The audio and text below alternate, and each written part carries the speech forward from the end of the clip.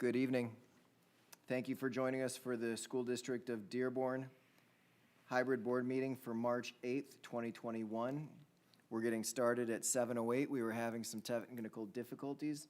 We were able to come back to a hybrid meeting. This is our first in 2021 due to recent orders by the state of Michigan allowing us to gather in person again. If you're wanting to follow us online, the meeting ID for Zoom is 868-4236-6100. I call this meeting to order. Roll call vote, please. Roll call, please. Trustee Stanberry. Here. Trustee Patrick D'Ambrosio. Here. Trustee Roxanne McDonald. Here, Dearborn, Michigan. Trustee Adel Moser, here. Trustee Mary Petroskov. Here. Trustee Irene Watts. Here in Dearborn, Michigan. President Jim Thorpe. Here. Next item, please. Pledge of Allegiance to the flag. Ms. Lamise Sarur, Principal of Henry Ford Elementary School, will introduce students who will lead the Pledge of Allegiance.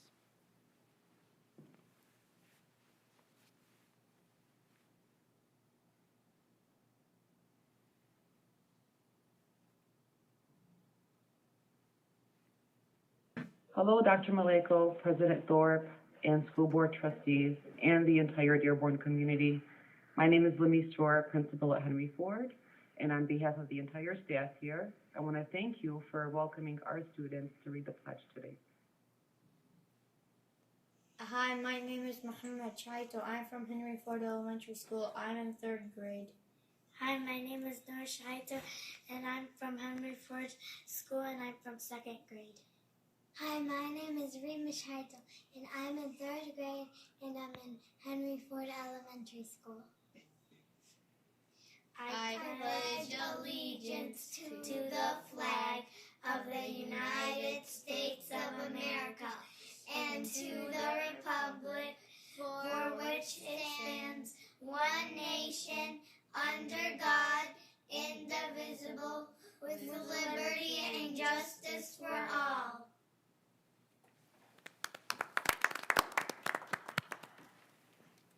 Thank you very much to the students that led us in the pledge today.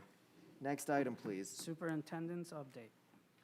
All right, I'm going to put everything together, combine it, but we do start with our traditional.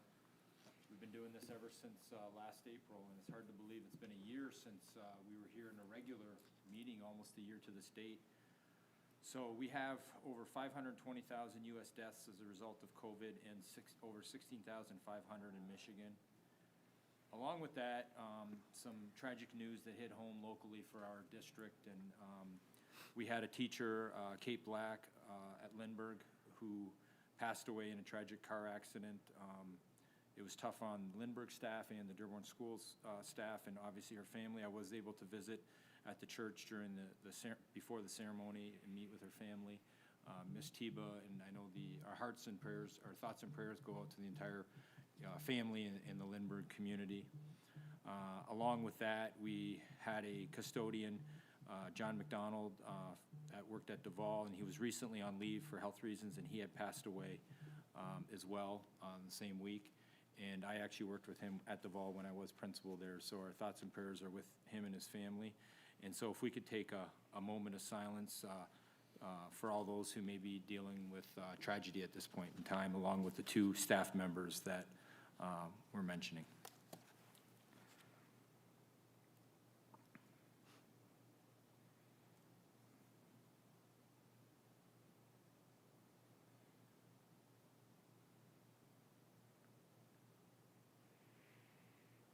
Thank you, everyone.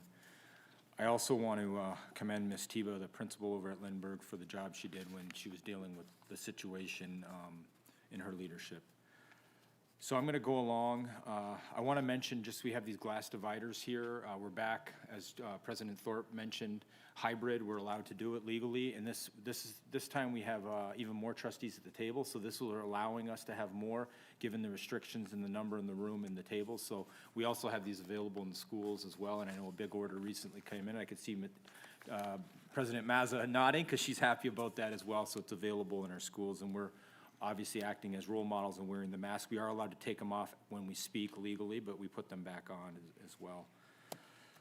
Okay, moving along under agenda items, we have retirements, and we've had it every month. And so we have Charles Henry, over 21 years of service.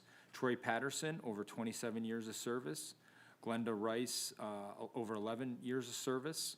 Francis Rule, over 22 years of service. And Cheryl Zizmer, over 19 years of service. If we can show appreciation, congratulate them and thank them for their years of service. I also just want to mention with Troy, we have his position up right now, and I've worked closely with him over the years, and he's done great work, especially given this COVID with the technology. It was so essential, so I want to thank him for myself and him. We used to co-chair the technology committee in the district, so. I remember when I was on the board and we took him out of Woodworth as a Yes. principal and brought him over here. Yeah. So he's done some great work. And again, all our retirees, but because of my personal close relationship with him as a colleague, I wanted to mention that. Okay. So right now, we're going to start with some positive. I got to tell you, I came from 7 schools today. Last week, and again, following all the safety protocols. Last week, I was in several on Monday and Tuesday, and we're phasing in because we have the vaccines and other things that we're implementing. But I got to tell you, I'm very impressed with staff out there. I'm very impressed with the students. The students are all wearing the masks appropriately. It is elementary to high school, everywhere I've been. As I dusted off the vision sign and I have it out, and I can tell that the students are smiling even though I can't see their faces. And they also have different designs of masks, and they are proud. And I was wearing the Wayne County mask in the Dearborn schools, and I see a lot of students with that. So I think, students have come through, and of course staff, and staff were very happy and pleased as well. So to celebrate our return, our first day of school, sort of, in March, we have a little video we put together.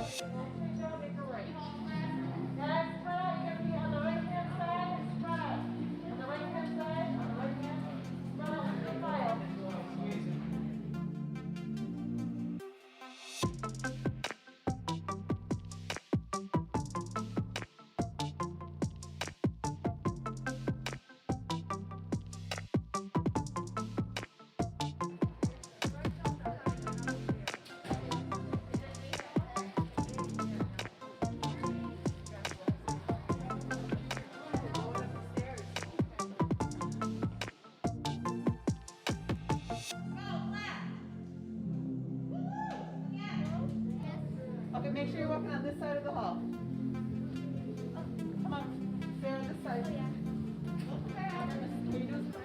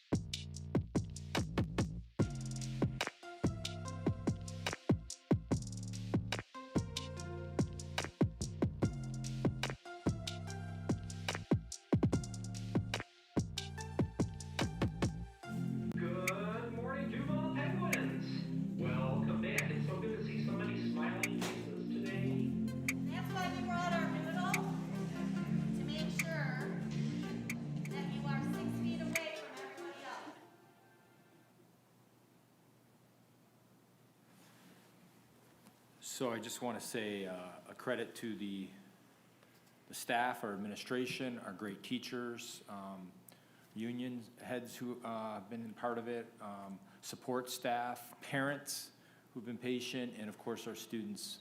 But you could see, it re-energized me to see the students in the school and the staff, and to say, it also gave me a lot of comfort.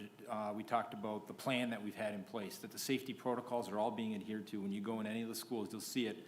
Everyone's following, walking the lines, and if someone maybe even has the mask down a little bit below the nose, people are reminding them to put it up, and you know, it's making everyone feel comfortable. So a tribute to everyone. The board, we thank you for your support and leadership during some tough decisions that we've had to make, both last year under the board and President Berry and now President Thorpe. And so, you know, we're just excited that it's here. And the one good thing about starting in March is that we're actually headed for better weather than when you start in the fall. So it's going the other way. So I got to look at the optimistic side. And I think too that what we're doing now is only going to help us for the fall.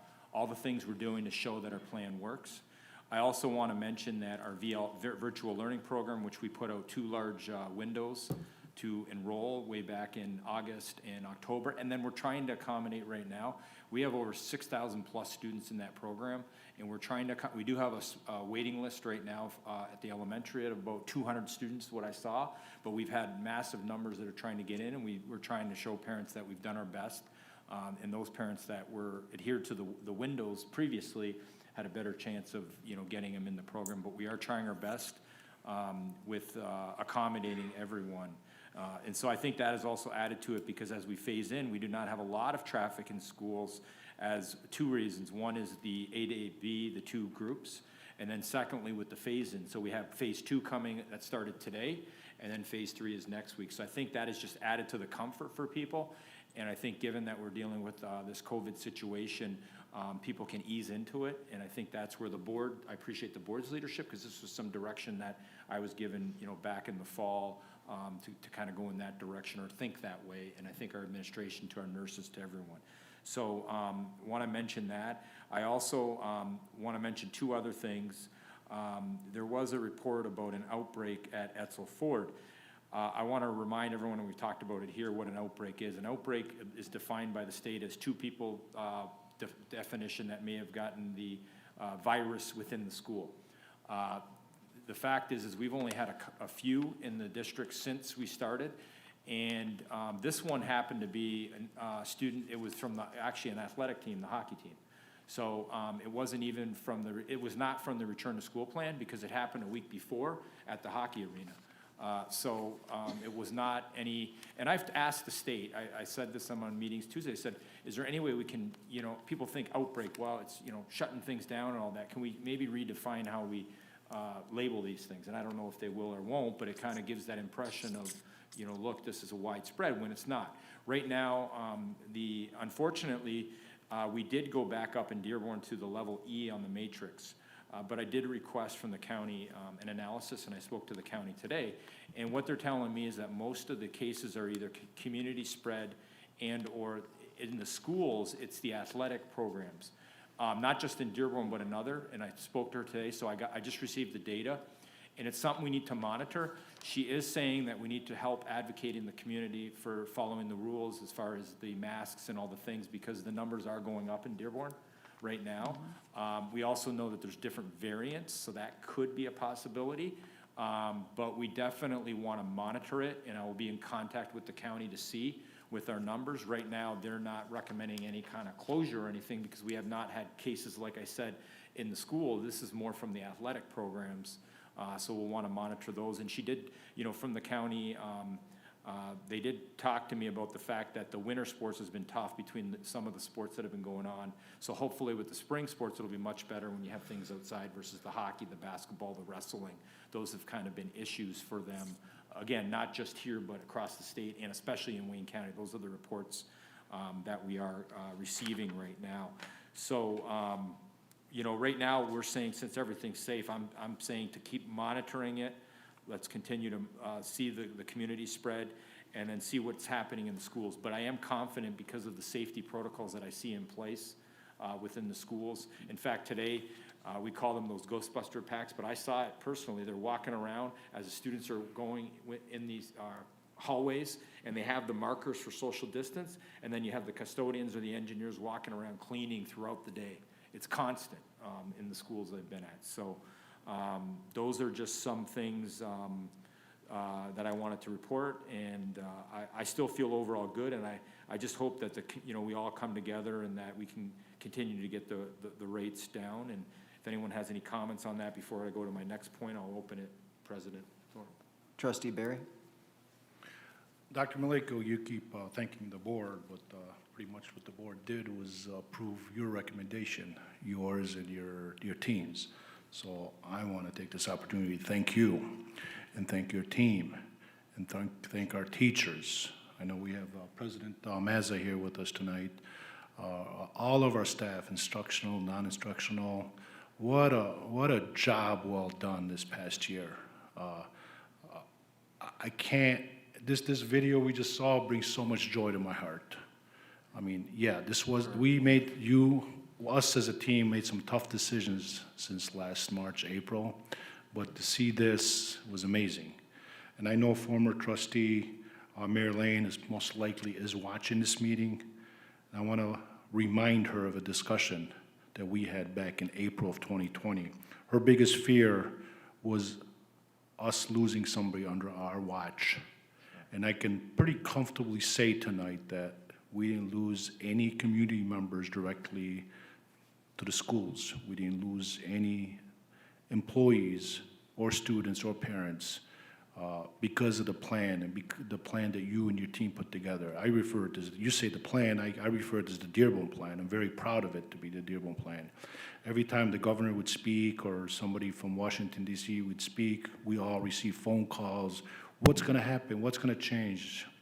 We didn't budge from our plan, the Dearborn plan, since October, and it served us well. And I agree with you. Athletics is what gets us in trouble, what's been getting us in trouble. And the state played, I'm going to say it the way it is, the state played a little politics when it came to athletics, especially when it came to the fall sports, football. I still can't believe, I've always supported wrestling, but I watch some of these videos where the wrestlers are, fist bumping, but they're not on top of each other. It's like, it's like, okay, but that's all, to me, that's all politics right now. We all support the athletics and the art, stuff like that, but that was mind-boggling. I want to especially thank our principals for the job they've been doing this past month. All the phone calls that I received, we received, the instruction from your team was to refer the parents to the principals. And as far as I know, every one of the parents that wanted to keep their kids online, they serviced them. And you mentioned 6,000 students. That's probably what I can't quick math. Probably around a quarter, 25%, a little less than 25% of our students are in VLP right now. Yeah. I mean, this was a school that you and Shannon and the rest of your team, the teachers, put together just like that in a couple of weeks, and it's serving us well. So thank you, and thank you to your team. Appreciate it. Thank you. Trustee Petlicoff. Yeah, and I want to add to that, number one. One of the comments you made was about that we had gone back to level E. We were not the only district that went back to a level E. There were several in the Wayne County area that went back, and I do believe it was the athletics. Because when you look at the districts that went that way, they are also have quarantined a number of their athletic teams as well. So I do believe that we have to keep a watchful eye. And yes, we are moving out of the indoor athletics, hopefully in a timely enough fashion that we won't have a lot of issues there, and we can get back to watching. And we will be watching the numbers as the student body count grows within our school community. The other thing I'd like to remind parents is, because I was seeing a lot of comments when we first started, and there's still confusion about our AB day and the Wednesday cleaning day, and they don't think we're cleaning after the students on A day or B day or anything. And you also brought up about how you saw the custodians out there cleaning diligently every day. just because we have a Wednesday asynchronous day added to our days right now in this hybrid program, does not mean that our schools aren't being well cleaned after each day's end with that group of students in the building, so that we are not helping spread and transmit any community spread from different cohorts inside the building. So I want to make it clear again, we can't repeat ourselves enough. Communication is the key here, is that we keep on reminding everyone of what we're doing and what the help that we need from the parents and the students in order to keep everybody safe and not have to turn around immediately and shut the schools down again. That would be something that we don't want to see happen. So I'm glad that you also brought that up as well. And in the end, Trustee Watts and myself were in some of the buildings last week as well on March 1st, the first day school entered. And yeah, it was a little quiet. It's not quite there yet to being filled, but we got to go into a couple of elementary schools and visit with the students. They were excited to be back. They were, I think they were a little confused about the way the day was playing out, but everyone was pulling together, everybody was participating, and they were back to feeling a sense of community again. And I think that's what we need to help promote as we move forward, as carefully as we can, because I also talked to a lot of the staff and the principals. They were delighted to be back, but they're also cautiously optimistic that we can sustain this and maintain a healthy building for everyone. So we all have to do our part still. Yeah, I'll add a couple things to both what Trustee Berry and Trustee Petlicoff said. I believe that the administration bent over backwards to make sure that people were comfortable allowing additional people to go into the virtual learning program, though twice before we gave them an opportunity and said, this is your last chance. We still did everything we could to make sure people were comfortable if their kids were going to remain remote. But we never guaranteed that there wouldn't be a case of COVID once school started again. We will do everything that we can in our power to make sure that we're able to keep people healthy and safe, but there's no guarantees, and that also is, it goes back to the community, it goes back to home. We need to make sure people are exhibiting the correct behaviors. Keep washing your hands, keep the mask on. CDC comes out today and says if people have been vaccinated, it still means that you should wear your masks unless you know the other people have been vaccinated. And speaking of vaccines, we've had roughly 2,000 of our employees now that have either been fully vaccinated or they're going back for their second vaccination, which just happens to coincide with our startup and why the students only went to school one day last week and they'll only go one day this week before next week's when they'll actually go 2 days. So a lot of moving parts, moving into the warmer weather, hoping for good things as the vaccine rollout continues, and looking forward to having additional positive news coming from the district. Thank you. Okay, thank you, everyone. And since we mentioned the vaccines, I'm going to kind of jump out of order here on two of the things I have. And we have some guests joining us virtually. Speaking of the vaccines from DMC, I want to mention this as they come in. I want to I'm going to do two things here today. It's International Women's Day, and 4 of the high executives coming in from DMC are female. We have 3 on the board. We have Joanne Harris. We also have several on executive cabinet. The majority of executive cabinet are women. On my executive cabinet. In cabinet, we have many, and then obviously many teachers and other professionals in the district, so I'm going to highlight the educators. But since we have DMC coming in, I'm kind of going to say thank you to all the women, professionals, and just want to recognize. Last month we recognized for Black History Month, and this month we can recognize the women, and maybe the men can show some appreciation right now with And I'll do a shout out for my wife too, who's a professional at home right now. I don't know if Smart she's guy. watching. Yeah. We're going on 25 years marriage, so I know when I have to. So we're going to call in for the vaccines from DMC, Tommy Tran, Karima Bentanusi, Kathy Donovan, Jeannie Snow, Samia Mogali, who we have her sister who works in the district, and I want to thank them. I believe we have a little slide that we're going to show, possibly to introduce them, and they're here virtually, and I am going to turn it over to them, but I do want to thank them and I think the board might remember, and I think President Thorpe, I called you shortly after.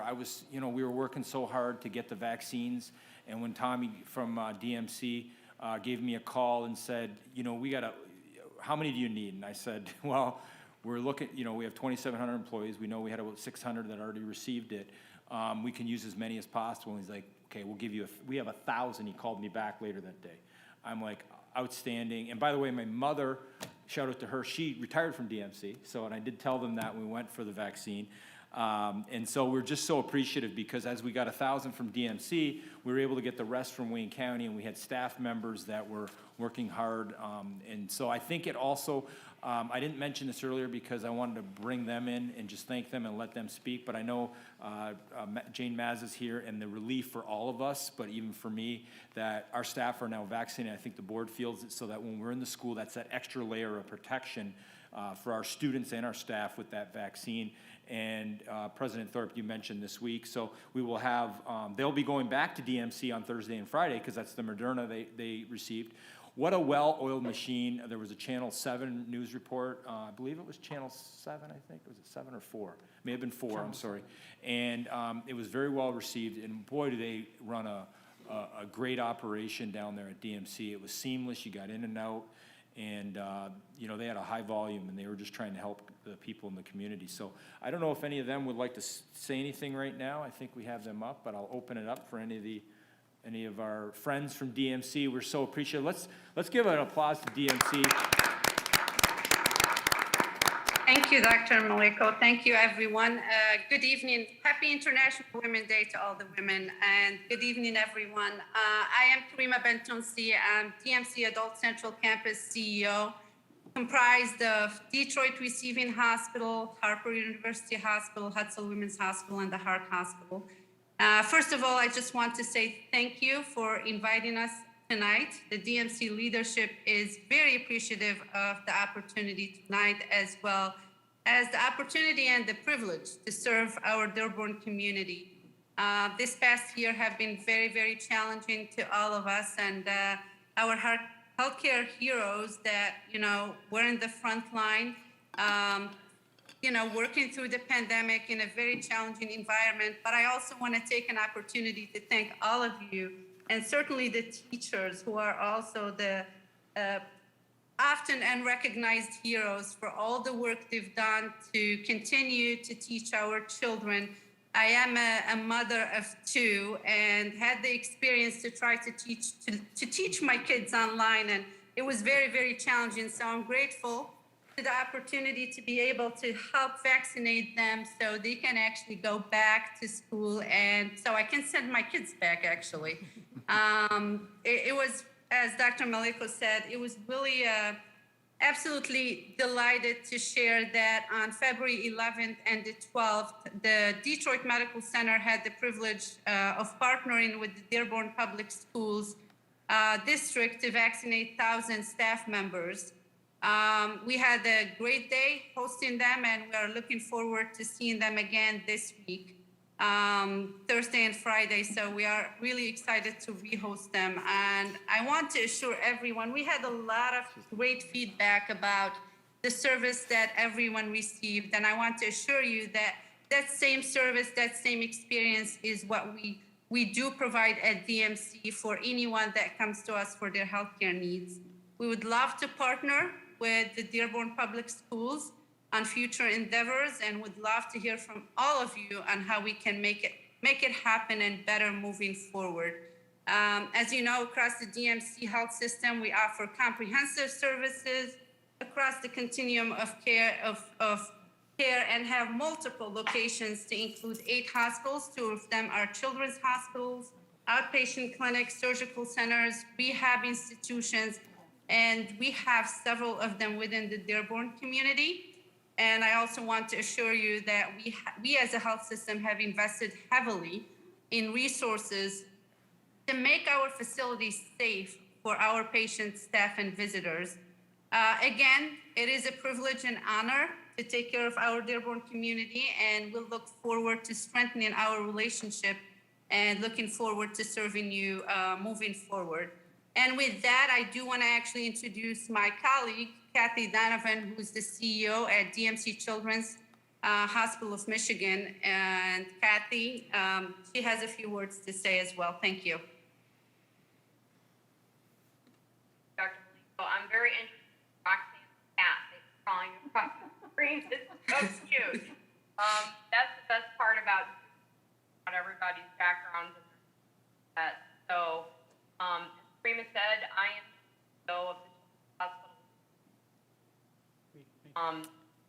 Very important to figure out how do we get vaccinated. Kathy, we're having problems with the audio feed. We're only getting about half of what you're saying. Oh, really?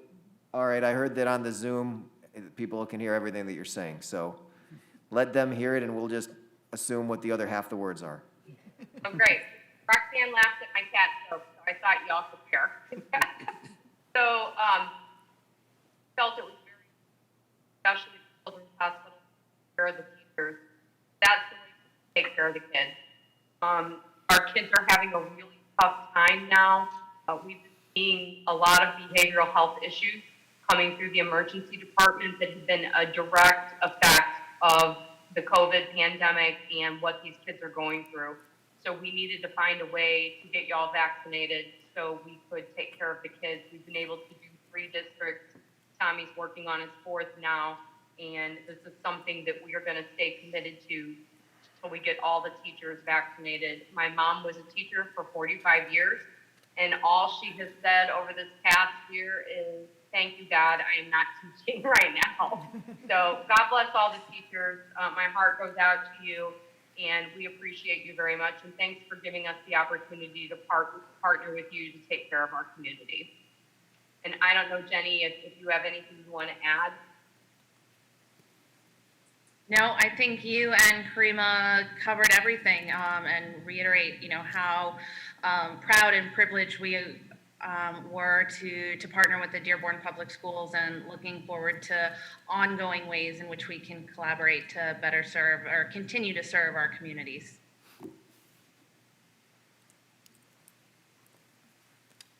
Okay, thank you so very much. Again, this is a huge burden off my shoulders. I just feel a sense of relief. And I can tell you, after the first dose we received, and I forwarded some of this to the board and some to the exec, but I was receiving a tremendous amount of positive feedback and appreciation from staff across the board, staff that, they may have had a relative that they wanted to protect or others. And it was, not only were they complimenting the fact that they received the vaccines, but just the process. And I want to thank Wayne County. I know some people have gone to Wayne County to receive them, but again, together it all works. So thank you to DMC. Thank you to Wayne County. I also need to give a shout out. Mesa Molly Bazzi did a top-notch job. I mean, within 5 days, scheduled about 1,400 people. Her and Carly Wall in the HR department worked. I believe they came in late hours and even on the weekend to get it done. And right now, I think when it's all said and done, we're probably going to have about, in the next month, close to 2,200 staff. We don't have an accurate count because some have been going for the makeup and we're not scheduling them, but we're about 2,000, and I think we'll get to about 2,200, which is a real positive. So that's a real good sign. So again, thank you to everyone, and huge for us to have that many people. We are the 3rd largest district in the state. So, okay, I don't know why I was putting my mask back on. I'm still going. All right, 2 other things. I'm going to ask Mr. Wall to come up before I, under my commentary. I want to mention one thing. Time and attendance is on for approval with the board today. And the reason I want to mention, I'm going to have Mr. Wall talk about other.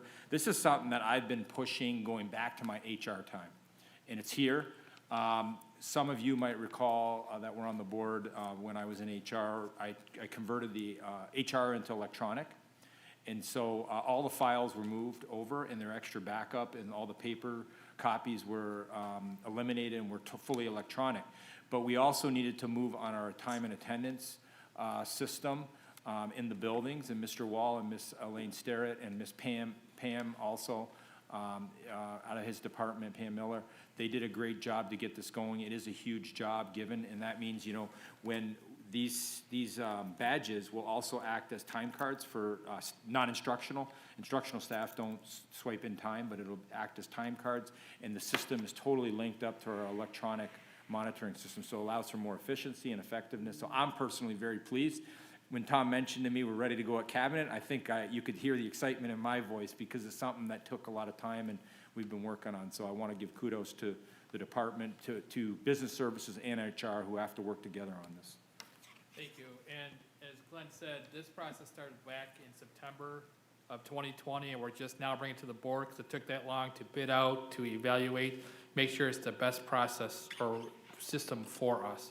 Because this is going to be over 827 employees that will be doing this on a biweekly basis, submitting timesheets electronically now versus hard copies, which we've been dealing with since I've been here.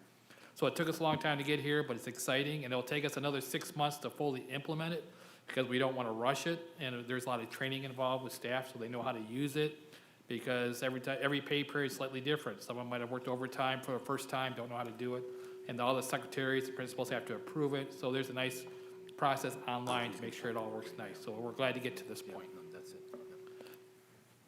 Thank you, Tom. So I'm going to let you just go ahead on with the equipment and vehicle upgrades that I have on my commentary. That's you. Yes, if you remember back in our last board meeting back in February, we had the budget amendment presentation. And as we come to know that we received roughly about $19 million in COVID federal money to deal with the pandemic and a variety of issues. And that's very restricted type money. And the federal government allowed us to supplement or supplant, which we normally can't do with federal money. And the budget process we used is that if it's restricted money, we always want to spend that first. So there's money that we spend in the general fund. You know, a good example is nurses. We have a few nurses on hand ourselves. We hired an additional nurse, and we charge those to the restricted funds, which then in turn leaves us additional money in our general fund for a more broader purpose. And as you know, finances hasn't been the strong point in Michigan for schools for many, many years. So there's been a lot of deferred maintenance on several items that we kind of just do what we can to keep things going. A good example of that is our vehicles. You have never seen a vehicle come forward from us because we keep them for a long time. The vehicles you see replacing today are 18 to 20 years old, and they're getting tough to maintain. And we got to make sure we have a reliable force to respond to when we have emergencies in the buildings.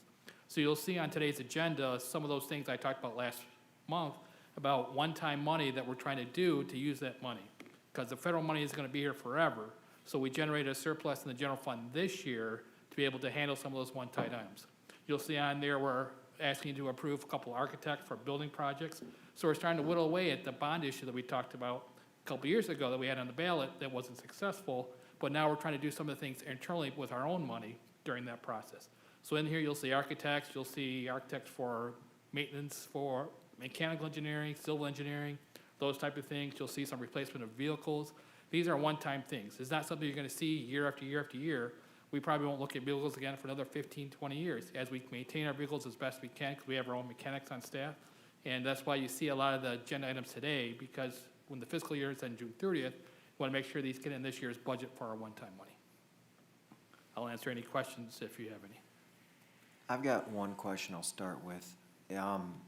You mentioned vehicles a couple of times, but you're not including buses when you're talking about Correct. vehicles. Buses are still a separate item to us. Yeah, than we a lot usually of the do other 2 to ones. 3 buses a year, so that's still continuing as normal. We're talking John Deere tractors for all the 100 acres that we have in the district. They have to be cut, and the springtime's coming along, so having some new tractors will help us expedite that process and keep our grounds looking good. We have a maintenance staff on hand. We have roughly about 19 staffing positions. We only have about 13, 14 filled, but those people have to run to building to building to building to handle all the emergencies in our 34 buildings. Those are the type of one-time purchases we're talking about in today's agenda. Trustee Petlicoff? Yeah, I just wanted to kind of reinforce the concept that Mr. Wall is explaining to the community, that we have found ourselves in an unusual situation and financially this year. We know that we went a couple years ago to the community for a large bond, and people are going to think that now we all of a sudden have this large pool of money that we've miraculously come up with this year to purchase and replace a lot of equipment that has aged past its usefulness. But what happened was that we wouldn't have had this opportunity had not it been for COVID, unfortunately. The circumstances are bad, but the fact is that we were able to finance this because we had other revenue resources that we're not going to see again. And so we have to take advantage of it now. And if we can find a way to use the CARES money and all the federal funding that's coming and free up some general funds to replace some of our equipment, then we have to take advantage of that, because this isn't going to probably come along again in this manner. We also were able to wait and see. Last November, the Wayne Risa millage was renewed as well. Those are also, we know, limited one-time funds.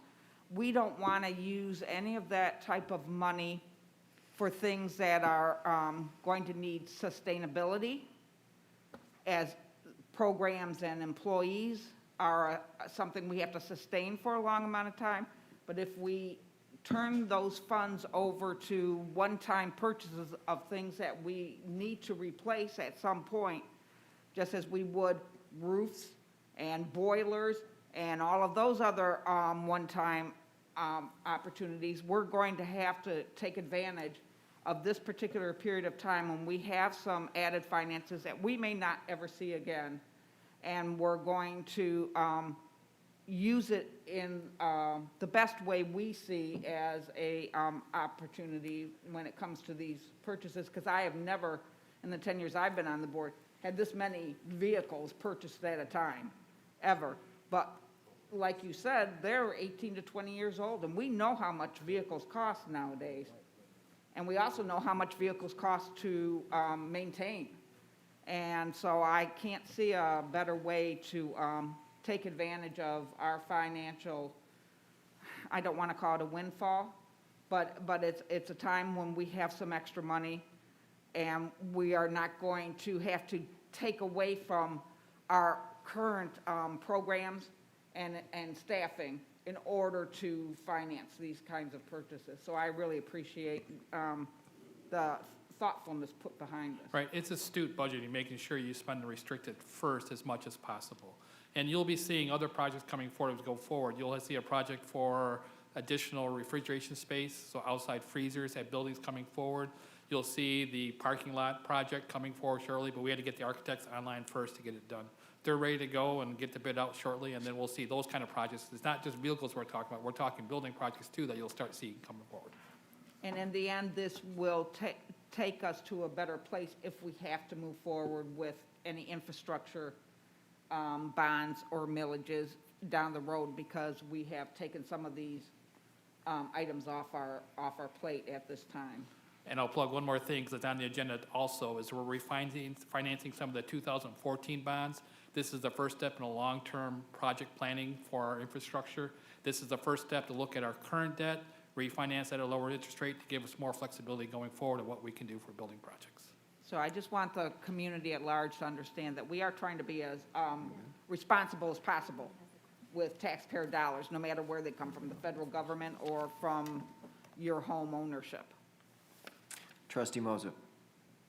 Yeah, I just want to be clear, as far as the vehicles that we're purchasing, this is coming from the general funds, it's not coming from the CARES Act money, Correct. right? Right, we moved money from the general fund normally would have spent on nurses, social workers, to the CARES fund, because that was an eligible expense, to free up our general fund money that we can use for broader purposes.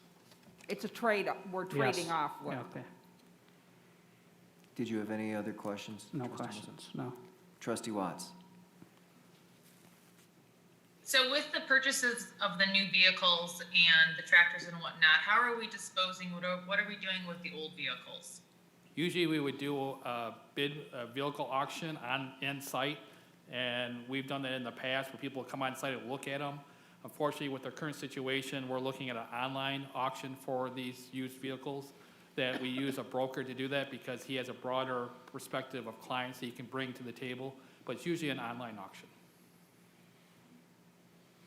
And I know there was also something in there that with some of the equipment that might not be totally depreciated, that we might keep it as a reserve just in case it's still needed.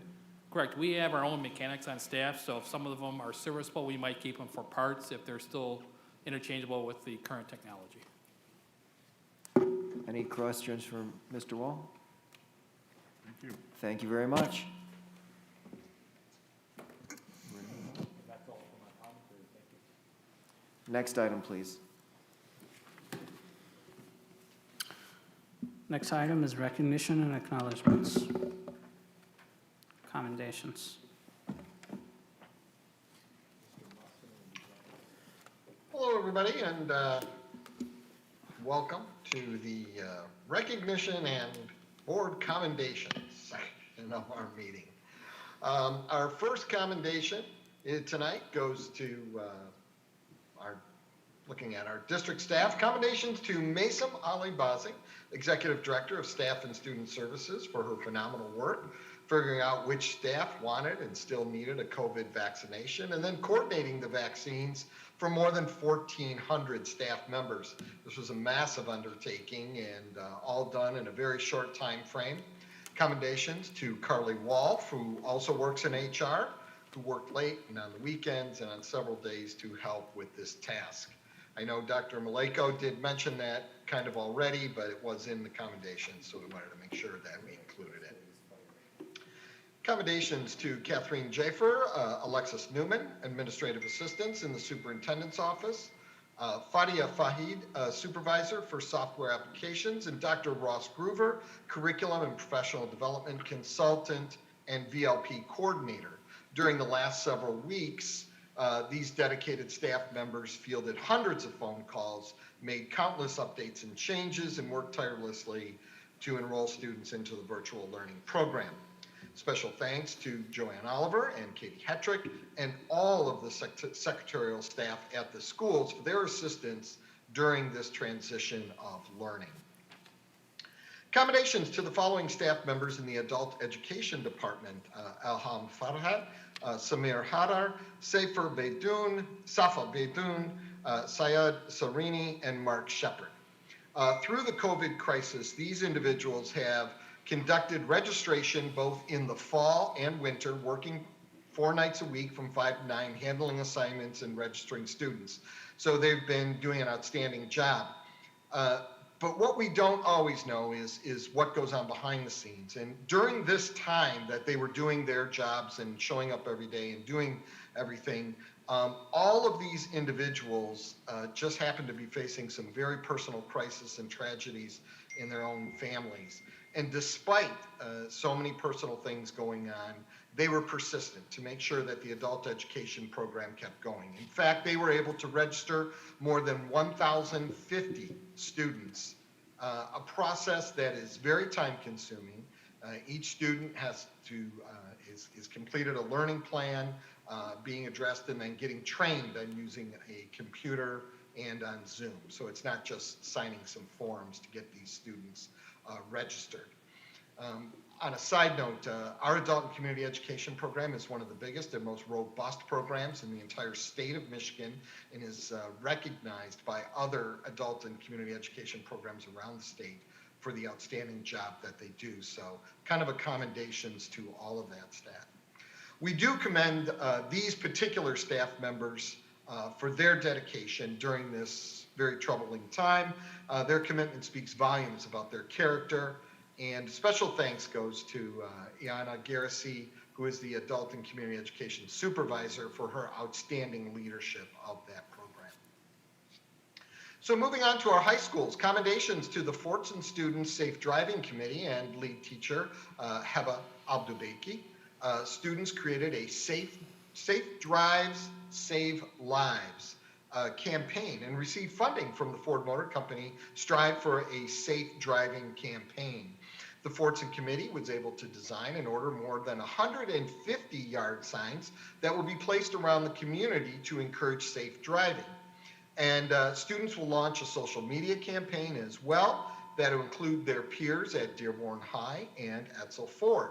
If you check out the superintendent's 1-minute message found on Instagram, you will see that he did a special 1-minute message all about this safe driving campaign. And if you wander by the Administrative Service Center, you'll see the Safe Drives, Save Lives sign out in front of our building as well in support of that program.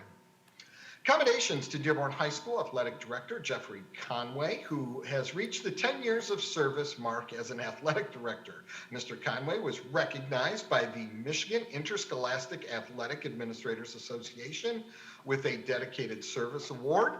In addition, the organization also recognized the District Athletic Director, Scott Hummel, for reaching 5 years of service as an AD. Congratulations to Etzel Ford student Brianna Bates, who was awarded the Van Patrick Award, recognizing her as the top female athlete in the city of Dearborn in 2021. Also, congratulations to Dearborn High's Charles Frank, who received the Van Patrick Award as the top male athlete in the city of Dearborn. And finally, this was actually in the minutes of last meeting, but it was not officially read, my fault. So to make up for that, we want to give a very special commendation and thanks to Gita Burks at Henry Ford Elementary, and she's also on the DFT Executive Board member. She was among a select group of educators who met with Governor Whitmer on January 13th. And these teachers shared their thoughts about taking the vaccine, online teaching, and how teachers feel about returning to face-to-face instruction. Very important dialogue, and we appreciate her taking the time to be part of that very important conversation. Once again, we want to thank all those dedicated staff members who give so much to this district, all for our students. These are the commendations that were forwarded to the communications office and shared with all of you here this evening. Thank you, Mr. Mustin. Next item, please. Acknowledgement of donations. Thank you very much, Trustee Moses. We do have several donations, so I'll try to move through these as quick as I possibly can. A donation of $884.40 has been offered to Eunice Middle School by the Dearborn Education Foundation to be used for glue, note cards, scissors, cardstock, and markers. That sounds like a lot of fun. A donation of $1,000 has been offered to Salina Intermediate School by the Dearborn Education Foundation to be used for 250 copies of the Wild Robot book. A donation of $889 has been offered to Miller Elementary School by the Dearborn Education Foundation to be used for the PATHS PATHS program. Okay, got that out. A donation of $359.94 has been offered to Salina Intermediate School by the Dearborn Education Foundation to be used for flexible seating. A donation of $7,000 has been offered to the Special Education Department by the Dearborn Education Foundation to be used for engaging staff in social emotional learning, a project for all. A donation of 20 Meijer gift cards totaling $1,500 has been offered to Dearborn Public Schools by Meijer. The cards are to be distributed to select staff members as a show of appreciation for all of their work during this pandemic. So we want to thank Meijer for that. A donation of $100 has been offered to Salina Intermediate School by Fairlane Ford Sales to be used by the 8th grade boys football team. A donation of a MacBook Pro has been offered to McDonald Elementary School by Donor's Choice to be used in a classroom, and a donation of Welcome Vikings yard greeting signs has been offered to Smith Middle School by Sign Gypsies. These are to be used to welcome students on their first day of school, and I believe they did because we saw them. We did see some out there. A donation of 12,000 children's face masks has been offered to the Dearborn Public School by Mayor O'Reilly's office. 2 masks to be distributed to each student age 8 and younger. We saw these masks, they're really cute. They have teddy bears on them, perfect for the little kids. All right, so the next several donations are being made in memory of Mr. Jim Begine. Bajian, Mr. Jim Bajian. Since his family was so kind to direct any memorial contributions to Salina Intermediate, I felt that it was only appropriate for us to know a little bit about Jim. So just a little background about this gentleman who all these following donations are being made in his memory. So Jim, like so many who have and currently live in Southwest Dearborn, he was the son of immigrants. Jim's parents were Armenian immigrants, and he and his brothers were raised in the house that his father built right in Dearborn's south end.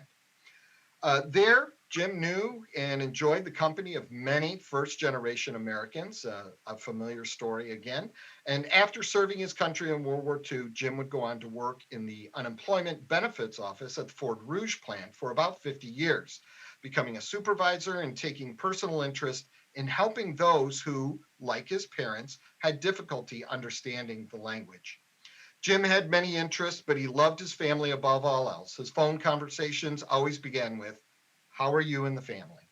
He was a steadfast, conscientious provider and a constant supporter and a loving parent. He wanted his children to learn how to think and would challenge them to do so and consider things from all perspectives.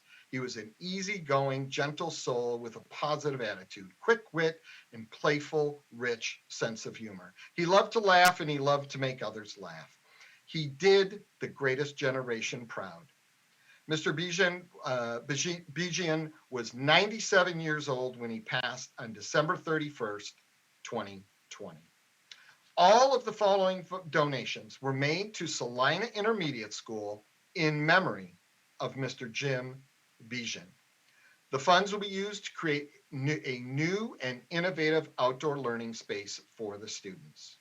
First, a donation of $15 by Francis and Lawrence Barlow. A donation of $20 by Barbara Bajian. A donation of $25 by Stephanie Karadian. A donation of $40 by David and Laura Strachan. A donation of $50 by Dorothy Bartush. A donation of $50 by the Klein family. A donation of $50 by Rafi and Julie Darmanulian. A donation of $75 by Maria and Charles Nagayan. A donation of $100 by Harry Stetzel. A donation of $100 by Christine and Andrew Kozikian. A donation of $100 by Jean Tymek. A donation of $100 by Robert and Patricia Slagic. A donation of $200 by Alan and Yvette Klein and family. A donation of $1,000 by John and Chris Housepian.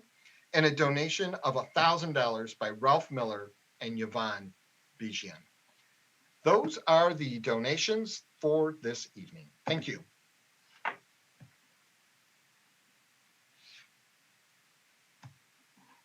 I'm in the community, a great story about being able to give back to those who gave to you. Next item, please. Next item is approval of minutes. Approval of minutes of the following Dearborn of Education meeting. Policy Committee meeting, February 8th, 2021. Board Report 20-66. Regular PILA 12 meeting, February 8th, 2021. Board Report 20-67. Finance Committee meeting, February 9th. Board Report 20-68. Recommended action, make any necessary corrections, and move approval of these minutes. So moved. I'll second, support it. All right, we had a motion by trustee Barry, supported by trustee Petlicoff. Any corrections that were needed?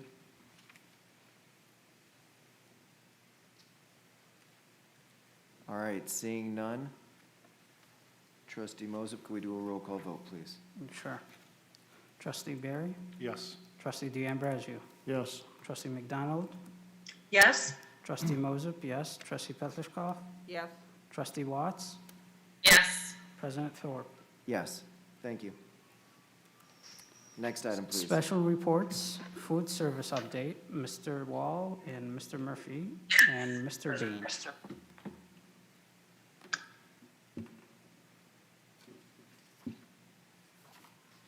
evening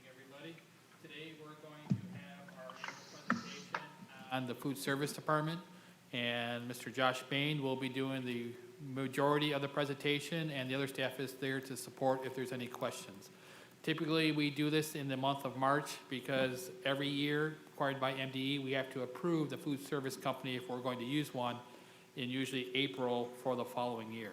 So that's why we want to make sure we give the annual update now. And with that, I'll turn it over to Mr. Bain. Good evening, everyone. Thank you for the opportunity to present to you. Let me see if I'm smart enough to share my screen here, which is not always a given.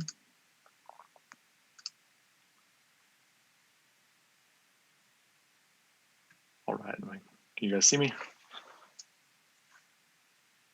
Perfect.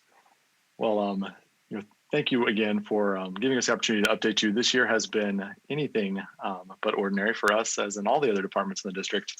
So we'd just like to talk about kind of what we've done for the last 12 months, what we're doing now, and where we're headed. So as Mr. Wall said, I'm Josh Bain, the Director of Area Operations with SFE.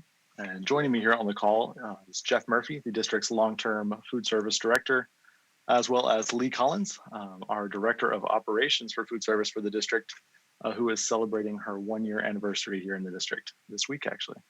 So she came on at an exciting time. Not here on the meeting is the rest of our team. First off, we have David Heidkamp. He's an Associate General Manager for us. Stacy Malash has been a long-term district employee as the food service liaison. And Asmaki, our nutrition coordinator, has been very busy lately, planning all of the menus for the district. And Chef Danny Seguier handles all of the culinary and kind of runs point on that for us.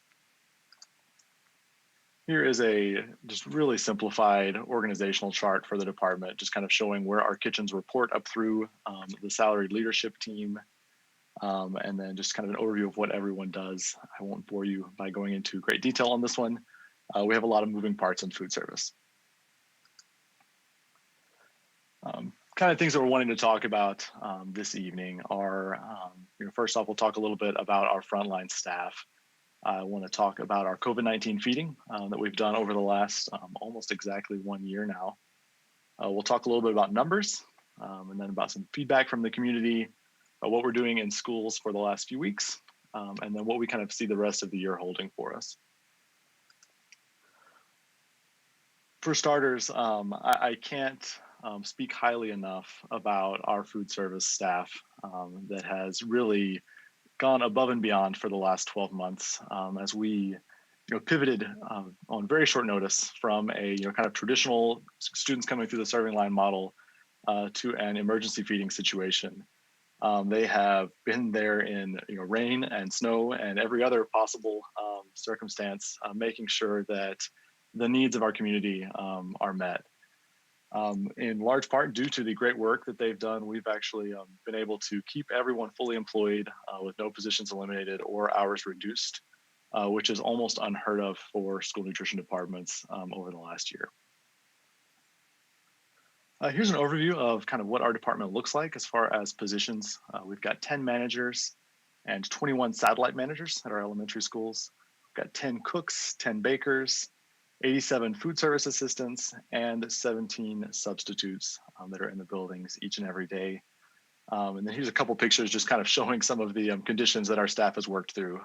The larger picture there, the team at Lori serving food in a foot of snow, and then the crew over at Salina Intermediate meeting the same needs.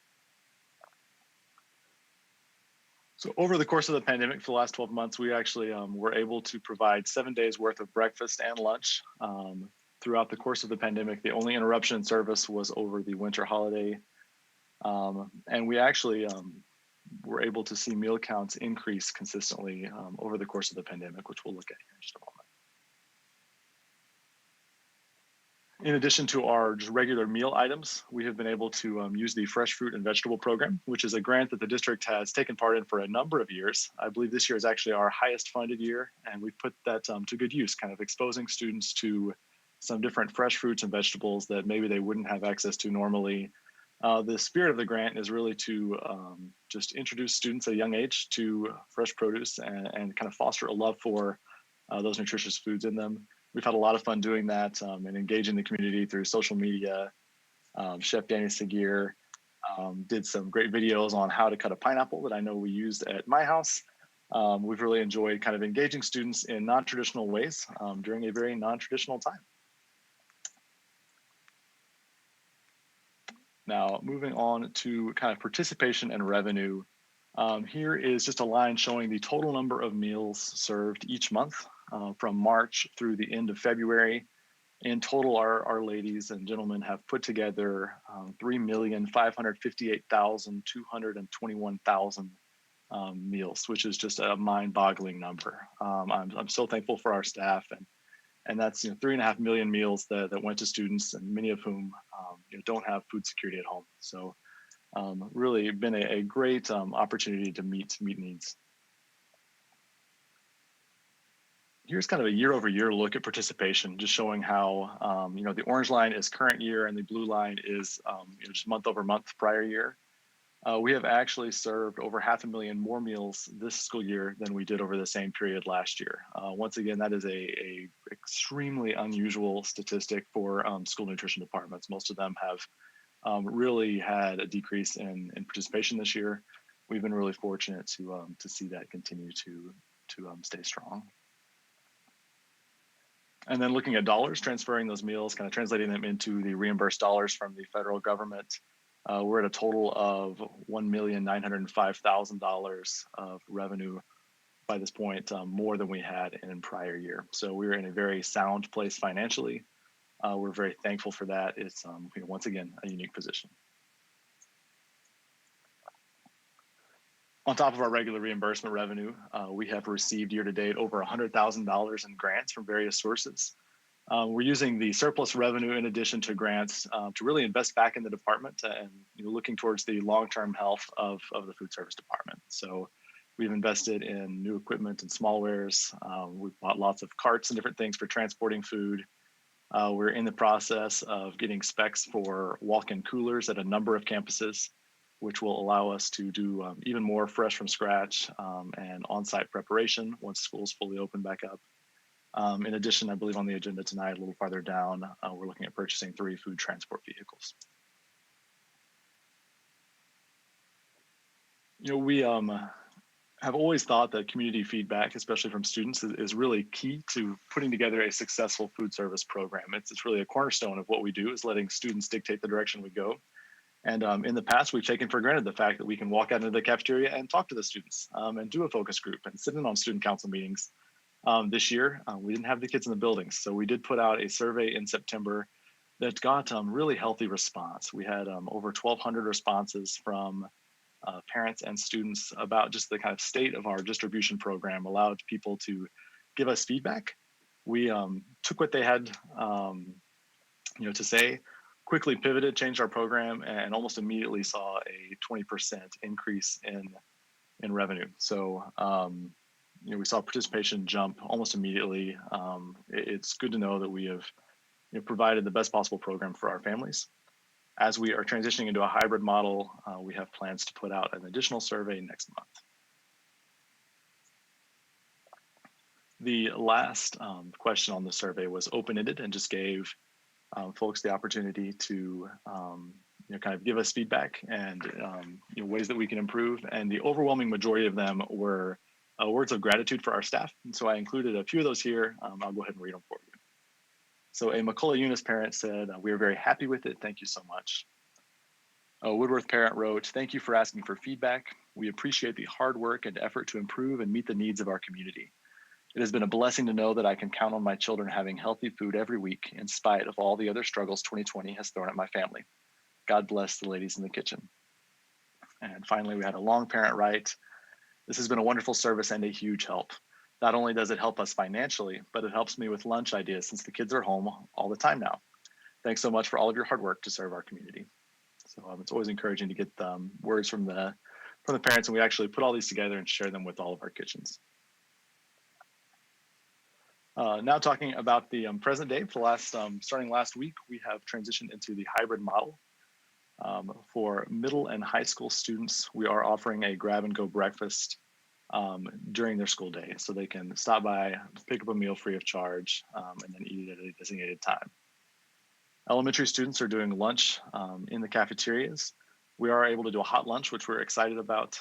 We're doing 2 choices currently of entree, along with a minimum of 4 fruit and vegetable options each day at each building. Meal distribution hasn't stopped, it's just changed. So we have switched our day to Wednesdays at all of the middle and high school campuses. Community members can still come and pick up meals for their virtual or face-to-face students to make up 7 total meals for breakfast and lunch each week. Just a few notes on kind of where we're heading next as department. As I mentioned, we're looking to do some surveys in the very near future to kind of help us better dial into what students are looking for during this hybrid phase. In addition, we're really thankful, as I said, our staff is all still here. All of our positions have remained. With less students in the building, we're going to have a lot of time over the next few months to do some staff development. And so we have been intentionally planning ways to really engage our staff and focus on culinary topics as well as compliance and safety, and really look to the future and getting our staff prepared for a full return to learn and really providing the best possible experience for our students. And finally, we've been piloting in Bryant Middle School some adult meal ordering. We're going to be launching that district-wide in the very near future. That'll help our teachers, especially in buildings that don't have kitchens up and running for lunch, still have access to meals during their busy days.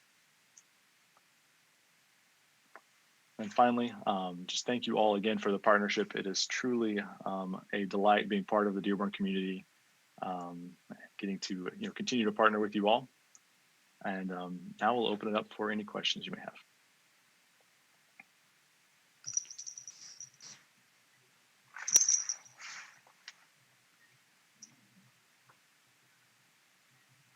Shall I just go ahead instead of waiting to be called on? That works for me. Okay. Yeah, go on ahead, Trustee McDonald. Okay, thank you, President Thorpe. You touched on it a little bit, but one of my degrees is in culinary arts, so I know how important and how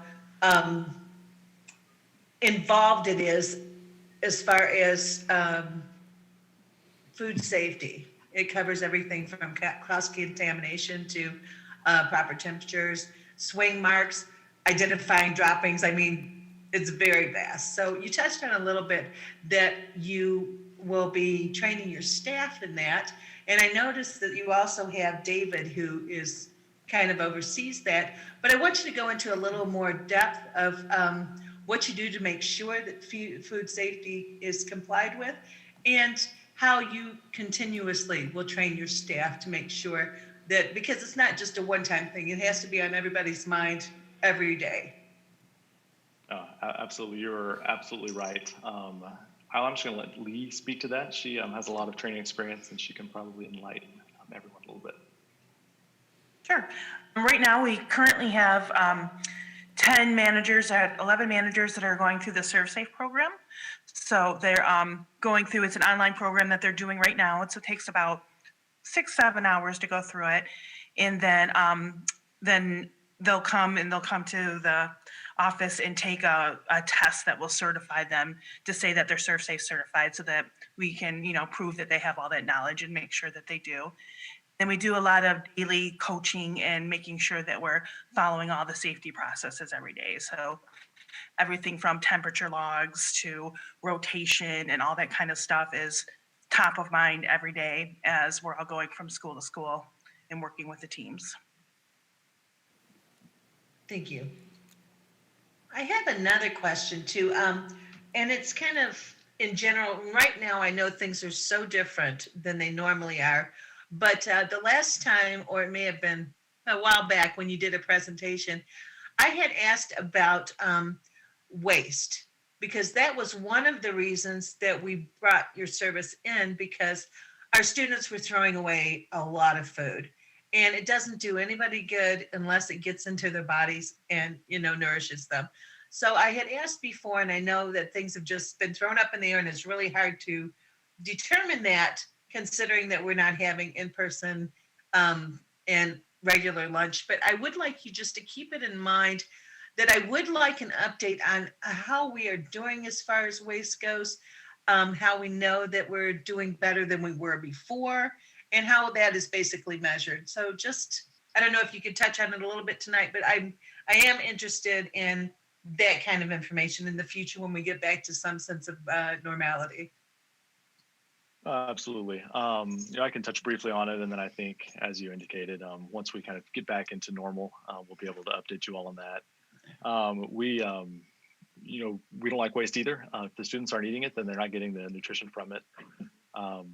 As you said, with the meals at home, it's a lot harder to gauge. That's part of why we do things like surveys, is so we can make sure that we're putting things that students really want.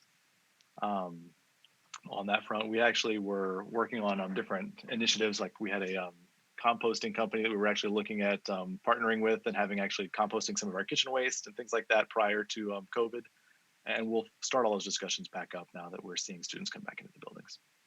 Okay, thank you. Just real quick, commendations to you and your entire team. I think you've done amazing work, and you've really stepped up when the whole community has needed to be fed, and you've done an outstanding job. So thank you for all your hard work.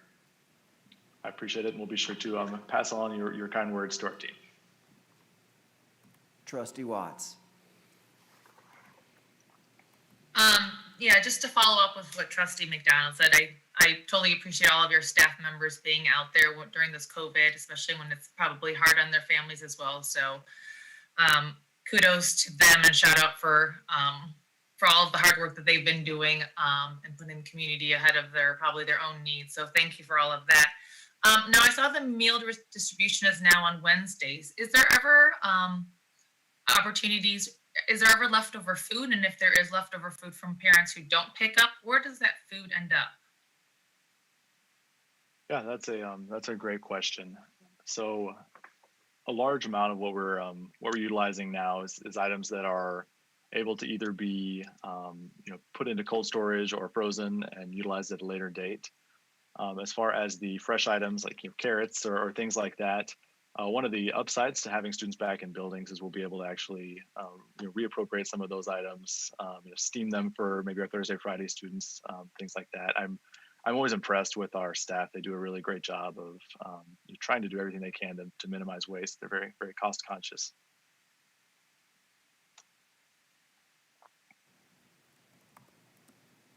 Trustee Moses. Yeah, thank you. Back in April, when we started the distribution, there was a lot of feedback as far as the food selection. So I'd like to hear on what changes were made, and if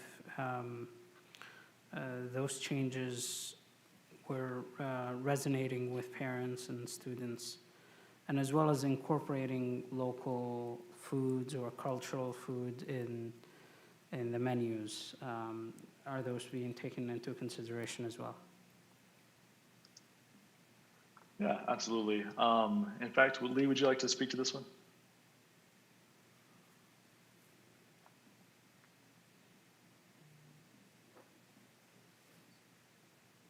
Oh, looks like we may have frozen up.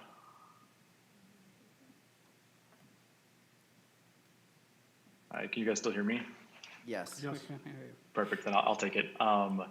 No, I think that was a big part of why we went ahead and did a survey early last fall, was to really gauge what people were wanting, and that's really how we identified what we wanted to include in the meal kits moving forward.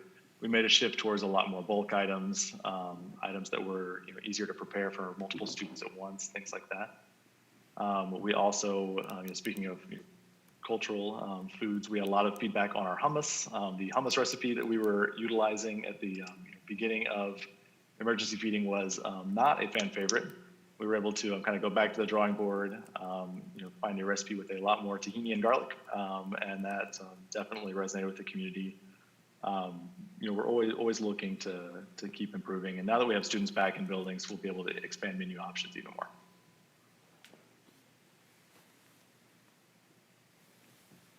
Any additional questions? Trustee Barry. Not a question, but a comment. Last night I went out to dinner with my daughter, and just two of us, and our order was screwed up. Trying to feed 22,000 students, on a daily basis. That's amazing work. Then you stepped up during this past year, you and your team. It was mind-boggling what you were able to do. Not only send, food packages to our students' houses, but from what I understand, rules and regulations we were put under that we couldn't turn anybody away. So kudos to you and your team on that. The other thing that was very important to me, and I think it was very important to most of us, I didn't see what usually happens when people are serving the community, selfies and taking pictures of people coming to pick up food. So that does not go unrecognized. I'm on social media. I didn't see any pictures. I didn't see any employees. That was very important to me, and I shared that with Dr. Maleko in the beginning. So I appreciate that. So thank you, and thank you to your team. One more quick comment, if I may. I just wanted to also thank your team for not only the video that was done with Pineapple. I know that they have done some things to get families cooking together. And I think that's a really great thing to do, especially when we're kind of locked in together. It gives people a chance to do something that maybe they haven't done before, try something new, and of course, get kids a love of not only learning, but cooking, being in the kitchen, and sharing what they've been able to produce. So thanks for that too, and I hope you continue doing those kind of things. Absolutely. We have definitely enjoyed kind of dabbling with some multimedia approaches, so definitely more to come. Thank you, and I would expand on what was said earlier, thanking all the employees that made this happen. They were working all through the summer, but when the pandemic first hit, we were also asking for community volunteers, and PTAs and other groups stepped up to help out. In fact, there were several Fridays that I spent over at Dearborn High working with Miss Collins, and she was telling me what I had to put in the bag and stop giving away so much ranch dressing to people. So I can't believe it's been a year. I'm glad that year has passed. But thank you to SFE and our food service employees for everything they do. Next item, please. Citizen participation. Citizens wishing to address the board on agenda and non-agenda item for action can submit a virtual blue card until that will be posted at 4 p.m. on Monday, March 8th, 2021, on the district's websites, dearborn-schools.org/district/board-of-education, or in person who are signed in by 7:10 p.m. By submitting a blue card to the secretary, will be read by the board secretary. The board may not be in position to respond to non-agenda items. Therefore, speakers should not anticipate an immediate response to their comments or questions. For the benefit of all concerned, do not mention the names of students or school district employees. Please keep your comments as brief as possible. The board president reserves the right to limit times.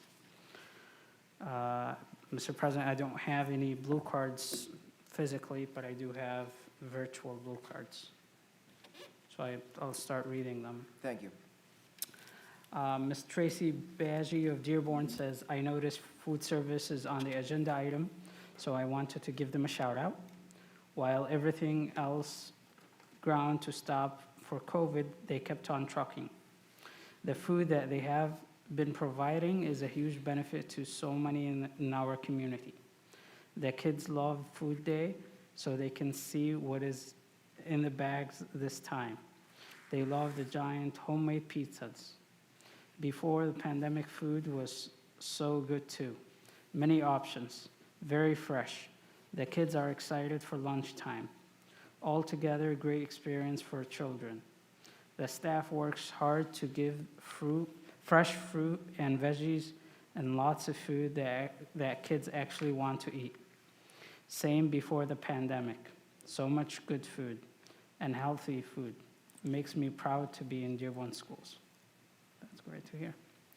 Mr. Munassar Saeed of Dearborn said, to whom it may concern. We all understand that education has been a little hectic during this pandemic. I would like to share my concerns with you as a parent of 2 children in the Dearborn public school system. One is in 3rd grade and the other is a senior, and they are both advanced and one of the top in their classes. Even though their education has been always a priority of our family, their safety is my highest responsibility. As of now, I do not feel it is safe for my children to go back to in-person learning, or any student for that matter. My own children refuse to go back because they know it's not safe. They feel a sort of pressure to go back to in-person. I'm disgusted that the school board is trying to send our children back in these unsafe conditions. I believe that the district needs to focus on their promise of students first, because that is what is not currently happening. The community is being led astray by misleading positivity numbers that sent out by the district.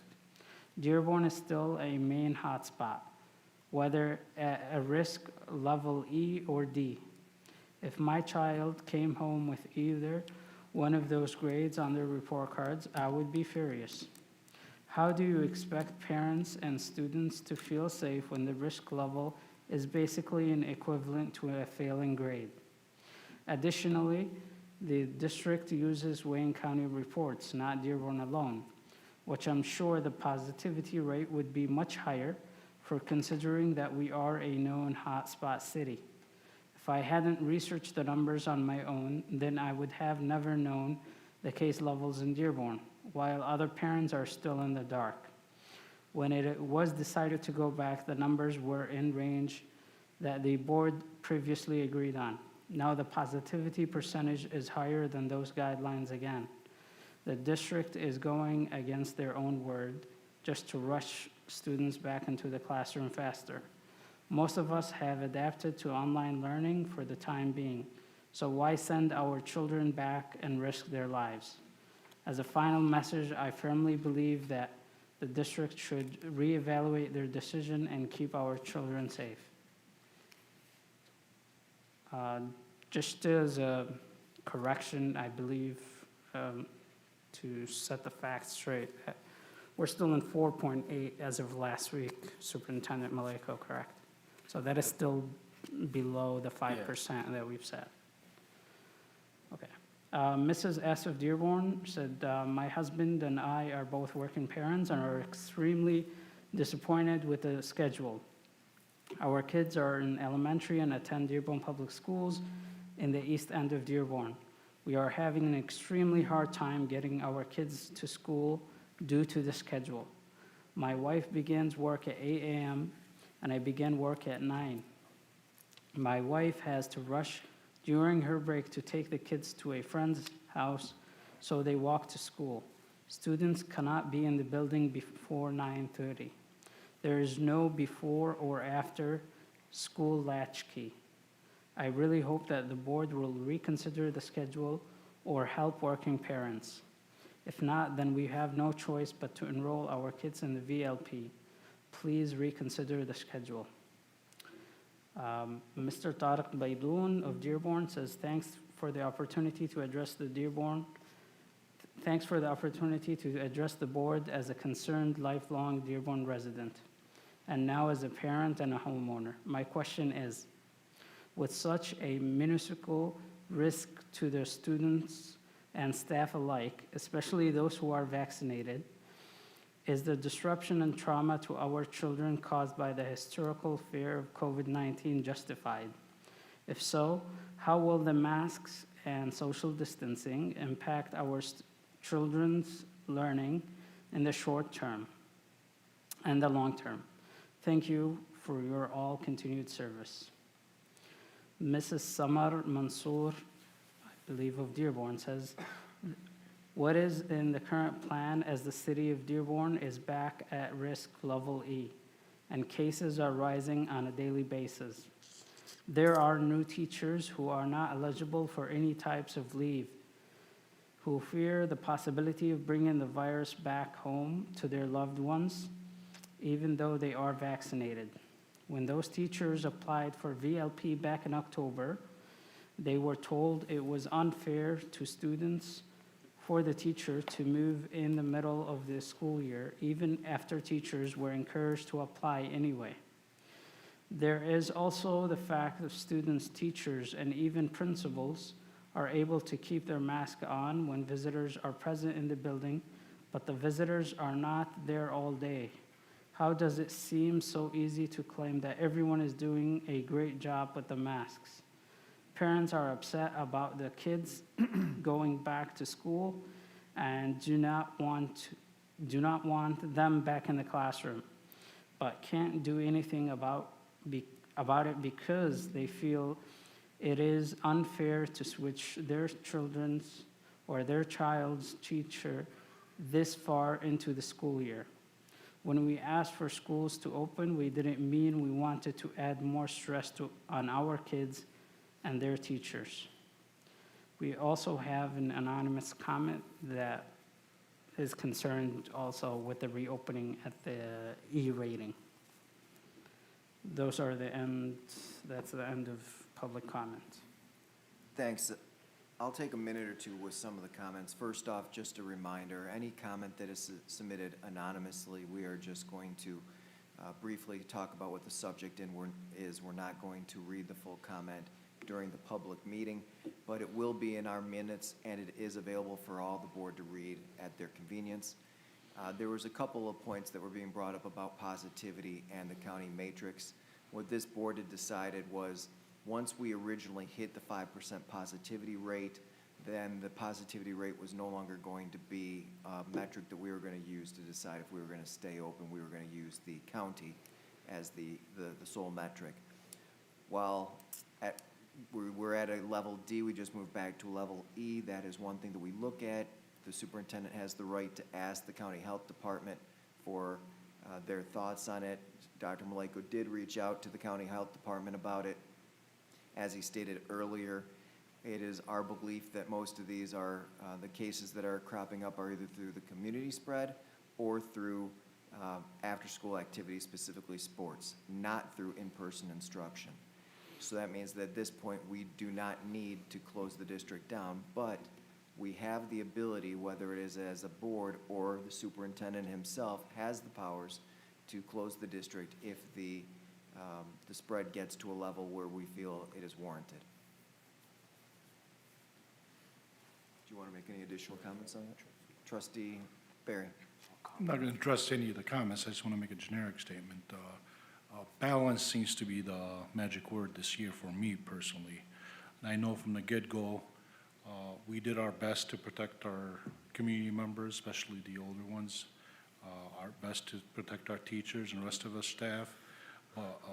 I heard the CEO of DMC earlier mention, Ms. Kathy Donovan mentioned behavioral health issues. That is real. We've talked about this at a couple other meetings previously. Mental health, social health is very important. There's no doubt in my mind, because I live that life. I've talked to a lot of parents. I have a couple middle schoolers in my house, and it was getting pretty bad. So, yeah, the kids need to get back into school. Now, there are parents that are still a little hesitant and didn't get into the VLP. We're making it possible. If the logistics is there, reach out to your principal. But I feel like we're getting penalized for offering an option. If you don't want your kids back in school, that's not acceptable. I mean, we're dealing here with 33 buildings, 22,000 plus students, 2,700 staff members that we're responsible for, and we're still reaching out to you and say, what do you want? So I think maybe a thank you once in a while is appreciated. But if you don't want your students in the classroom, please reach out to the principals. They are doing an amazing job, like I said. Again, right now, it's time for the balance.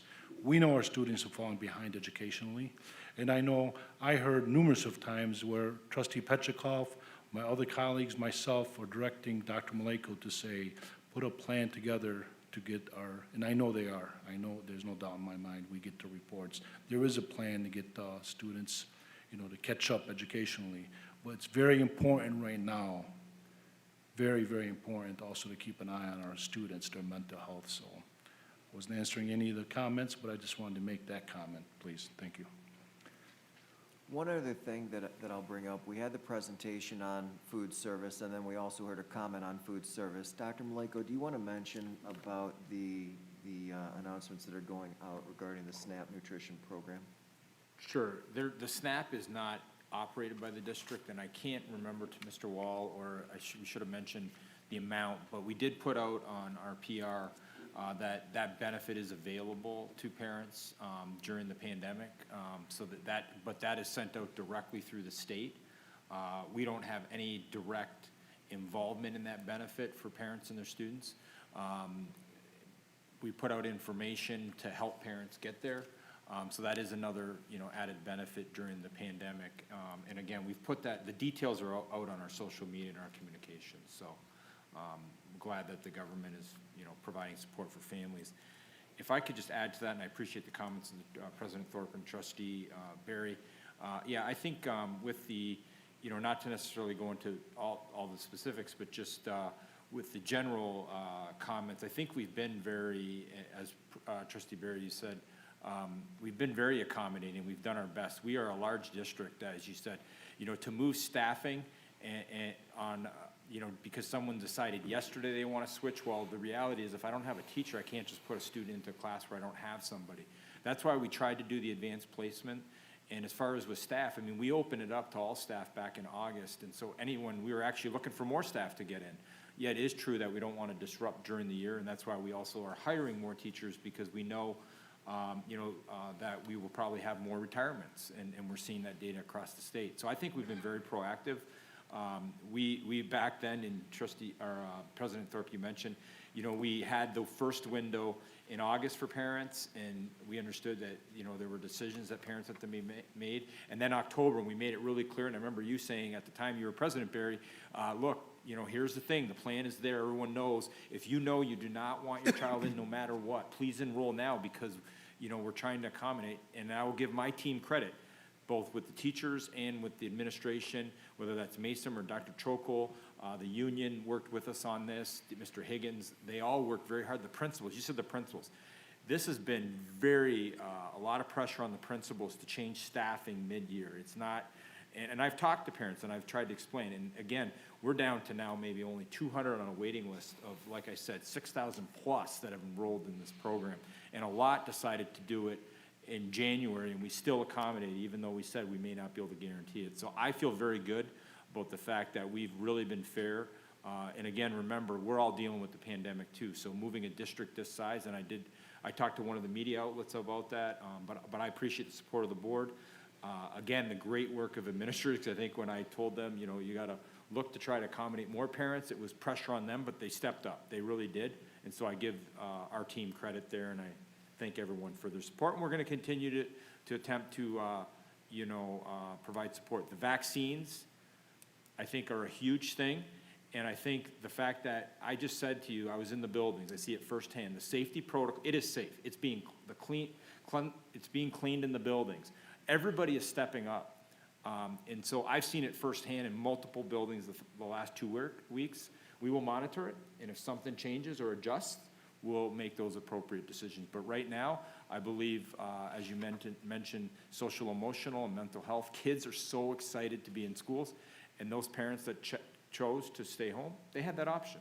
And they still, like you said, contact the principal. So I think we've been very accommodating of all, and some kids want to be back in, but it is safe from what I've seen. It is very safe in the schools, and I'm very proud of our staff, so thank you. Next item, please. Okay. Next item is action items, special. Trustee Watts, I believe has a question. Sorry, Trustee Watts. No, it's okay. Well, I think I just wanted to add to that is that the vaccines that we see through the city of Dearborn at the Dearborn Performing Center, that they today, like the state changed it and upped date that now residents in Dearborn and Dearborn Heights, Garden City, Melvindale, residents 50 and over with pre-existing conditions are now eligible for vaccines. So not only was it 65 and over, but we see that the March 11th date has now been backed up to March 8th. So we have vaccines here in the city of Dearborn, at the Henry Ford, or I'm sorry, at the Ford Performing Center. So, you know, in terms of vaccines, I think we're seeing more and more vaccines that are available to our citizens here in Dearborn. So I think that that's a resource that, that I think some of our citizens, you know, to get on the website for City of Dearborn and get those vaccines. So I think that's something that, you know, last month we didn't have that discussion. We didn't have that availability. So we're getting more and more vaccines in our city. Trustee Watts, was that 50 and over with pre-existing conditions? Yes, yes. So you have to have both? You have to get 50 and over in pre-existing conditions. And if you go on the City of Dearborn website, it'll list those pre-existing conditions and you can just make an appointment. And I believe, I think I know Wednesday they had a couple left, but I know Thursday they have some left. But if you go on their website, you can just answer some questions and you'll get in and out. Obviously you have to wait 15 minutes, but Moderna, they are supplied with Moderna vaccines. Dr. Maleko, can we share the information on the district website for other community members about the city offering additional We vaccines? already did. We already have it out Yeah, on our we- website? Great. Yeah, well, the website, Chief Haddad had directed us to Yeah. send it not through social media and things. He wanted Okay. it through email and other communications, so I followed the direction that Okay. they provided us. All right, so Sending it we've been in. sending the information out through, Correct, through and media, through social media. the and everything. blogs. Great. Also, Access has a vaccination clinic too, so Okay. you can go on their website as well. And the so. city will continue to offer this as long as they can get the supply of vaccinations, but they have to make sure that they have enough people who are taking advantage Right. of their clinic in the first place, which is why there was a heavy push for this week, in order to show that we have the need here in the community. Trustee Barry? Yes, Trustee Watts, thank you for bringing that up. That's very, very important, and I know Dr. Maleko just touched on it. I was going to mention that Myers and Access has partnered up, and they're also providing vaccines for 50-year-olds with pre-existing conditions. I know So a is friend of Rite mine. Aid. I know a friend of mine, set up an appointment yesterday, or reached out, put information, and she got a call this morning to be there 3 o'clock in the afternoon, and she got her vaccine. So, anybody out there listening, yes, reach out to the city, reach out to Access, reach out to Rite Aid. The more people that get the shot in the arm, the better off we all are. So, thank you. Next item, please. Action items, special consideration of an action item. Are there any agenda items on this agenda which board members or the superintendent wish to discuss and vote on separately? If there are, we will exclude them from the motion below. I have just a question about 4 to 6. All right.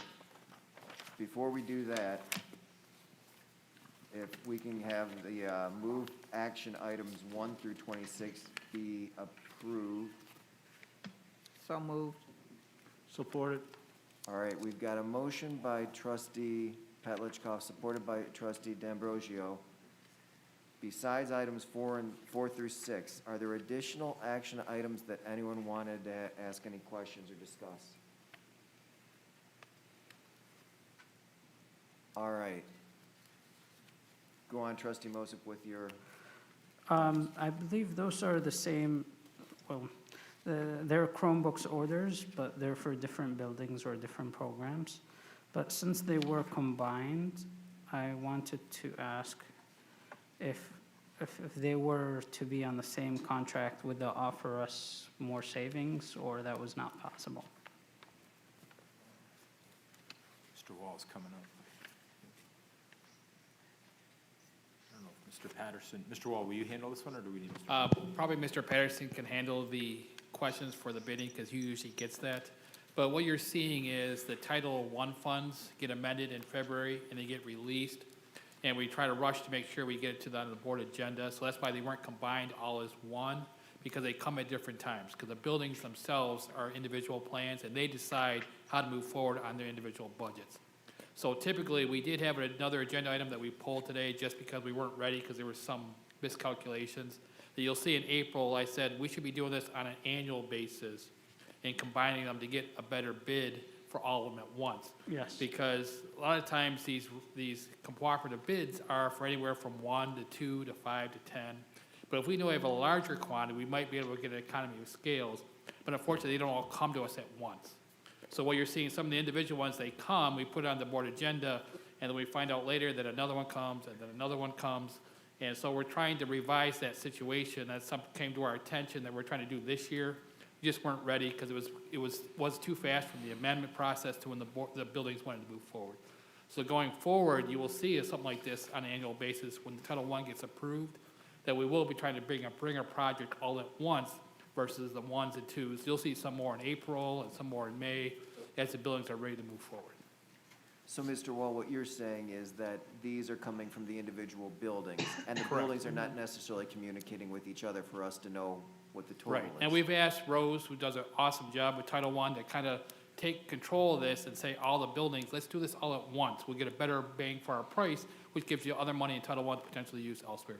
But we're trying to develop that process, and going forward, hopefully it'll be much more smoother and do what you're saying, Trustee Mosip, to kind of get a better price all at once. Yeah, absolutely. Can I just add too that today it was discussed on our executive cabinet and that whole thing, because we know there's going to be coming back to you all for more technology. I mean, that's just given in this environment. Even when we are back to some normalcy, technology's not going away, and you know, it's going to be enhanced even more. So we just had that discussion today on more computers. So thank you, Mr. Wall. Mr. Patterson, you want to add something? Yes, thank you. Trustee Mosip, the bidding, the cost that we're using is from REMC, and that is done statewide.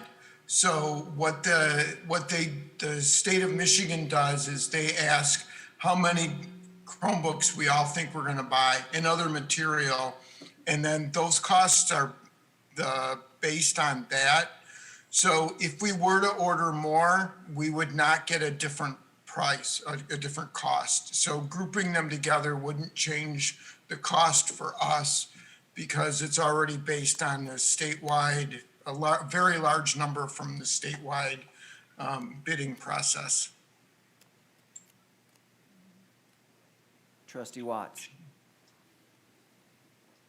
So I have a question regarding number 5. I see that's for a purchase of 367 Chromebooks. Is the intent, and that they've loaned out over 900, is the intent that that some of the Chromebooks that come back are no longer in working order, or is this so that one's at home and one's in school?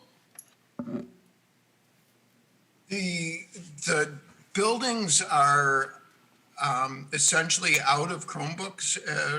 Several buildings are Edsel as part of that. And the intent from the school is to make sure that they have Chromebooks in the school as kids come back in. One of the things we are going to have to address moving forward is that a lot of our Chromebooks are end of life. So a lot of the Chromebooks that we have handed out to students, we are going to need to replace because they are end of life.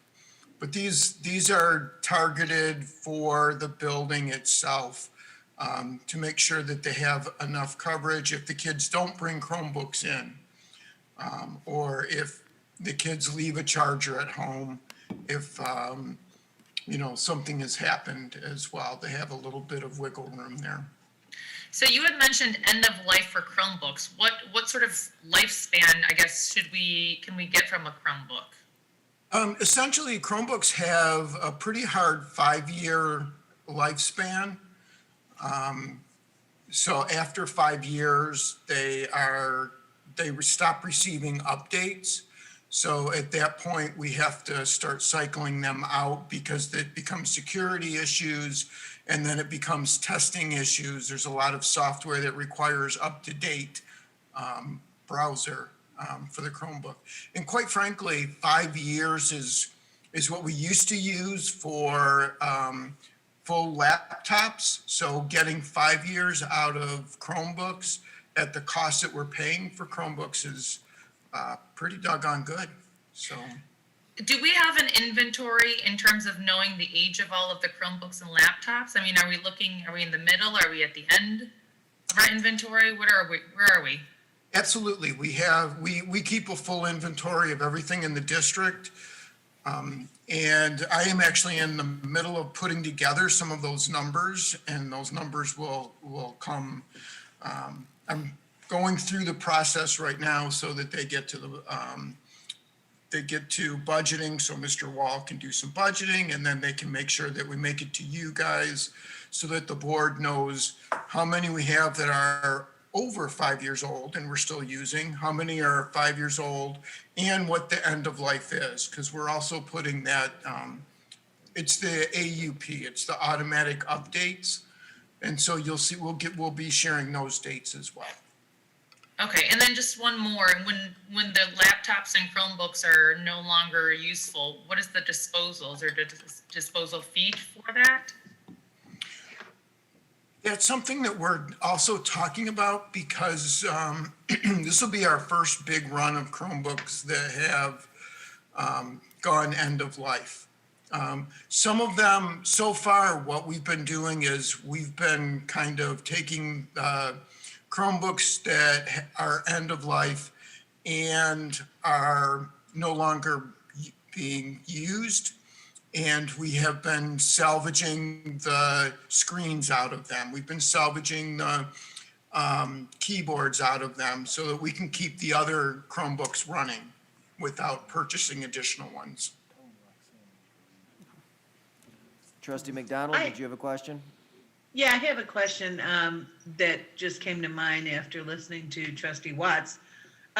For students that have been issued a Chromebook that perhaps may be towards its end of life, if they're having issues with that Chromebook, do they just contact the district? Are they responsible for any wear and tear on that? Or if it's at the end of life, they can just get a replacement? So any of the students who are having issues, we work with the schools directly and we replace them when they have, if any students have any issues with Chromebooks. Chromebooks that are replaced kind of go into two categories. One is normal wear and tear. We don't charge anybody for normal wear and tear for if something happens. The only time that we actually charge is if there's obvious damage. Like if there's a footprint on a screen and the screen is broken, that's not what we would consider normal wear and tear. So we would charge for the screen itself. We don't even charge for labor or any of those issues. We just charge for the actual parts. Thank you. Dr. Malika, I want to offer you best wishes to replace Mr. Patterson. Since he's on, can we give him another Yes, little thank you. salute? Thank you for what you do. Thank you. I'm glad to hear you're going to have that inventory of Chromebooks done before you leave. One thing I just realized is when I brought up action items 1 through 26, I mentioned the wrong number. There's actually 27 action items. Apologies, it's a lot of action items and I miscounted them. So it was really going to be action items 1 through 27. I don't know that we need to. 28.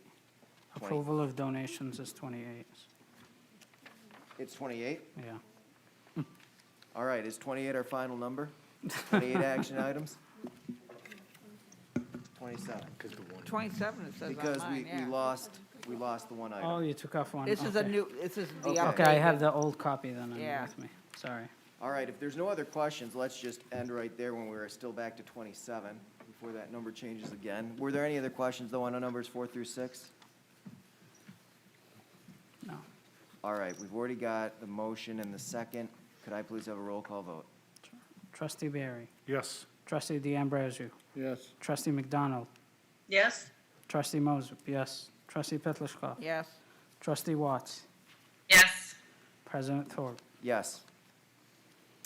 At this time, I will be reading a summary of the agenda items that were passed. Let's get number, okay. Number 1, approval of warrants. Number 2, approval of contracts to Ultimate Chronos Group. Number 3, approval of award to Plant and Moran. Number 4 to 6, approval of contract to Presidio Holdings, Inc. Number 7, approval of contract to Dell Computer Company. Number 8, approval of resolution authorizing the issuance and delegating of the sale of 2021 refunding bonds per board report 20-70. Number 10 to 11, approval of contract to Spalding Decker Design. Number 12, approval of award to Gorno Ford. Number 13, approval of award to Foresight Design. Number 14, approval of award to AIS Construction Equipment Corporation. Number 15, approval of contract with pricing through Weinsgards and payment to Deere Company. Number 16, approval of contract with pricing through sales equipment and payment to Deere Company. Number 17, approval of award to Schreiber Roofing Company and Lutz Roofing Company. Number 18, approval of award to Fairlane Ford and Jorgensen Ford. Number 19, approval of contract to Weinsgards. Number 20 through 23, approval of non-instructional and instructional personnel items for P to 12. Number 24, approval of financial statement. Number 25, approval of a resolution for adoption of the 2021 budget per board report 20-76. Number 26, approval of mode of instruction. Number 27, approval of donations. Thank you very much, Trustee Moses. Next action, or next item, please. 1 second here. Discussion items. The discussion item is on policy updates, policy 2421, the career and technical education with Mr. Mustonen. Mr. Mustonen should join us. Good evening, everybody. Yes, as our protocol determines, any new policies or policy changes are first brought to the policy committee. From the policy committee, they're brought to here to the board for a formal discussion. And then if there are no changes and if the board agrees, they are then brought to the next meeting of the board for a final approval. The board policy committee met on February 8th. They looked at a new policy, policy 2421. It's on career and technical education. This policy is required. It's part of the requirements for our CTE programs. The policy that was presented to the policy committee is a policy that other districts are using. It is a policy that was created by Neola, which is our policy company that we contract with that creates policies for us based upon current laws, based upon current recommendations and guidelines. This policy was shared with the board at that committee meeting, and then it was also shared with the entire board in board briefs. And it is now here for discussion amongst all of you. And questions.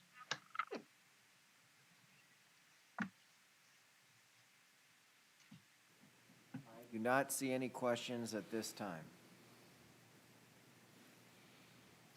Next Okay. item, please. Board of Education business, acknowledgement of correspondence.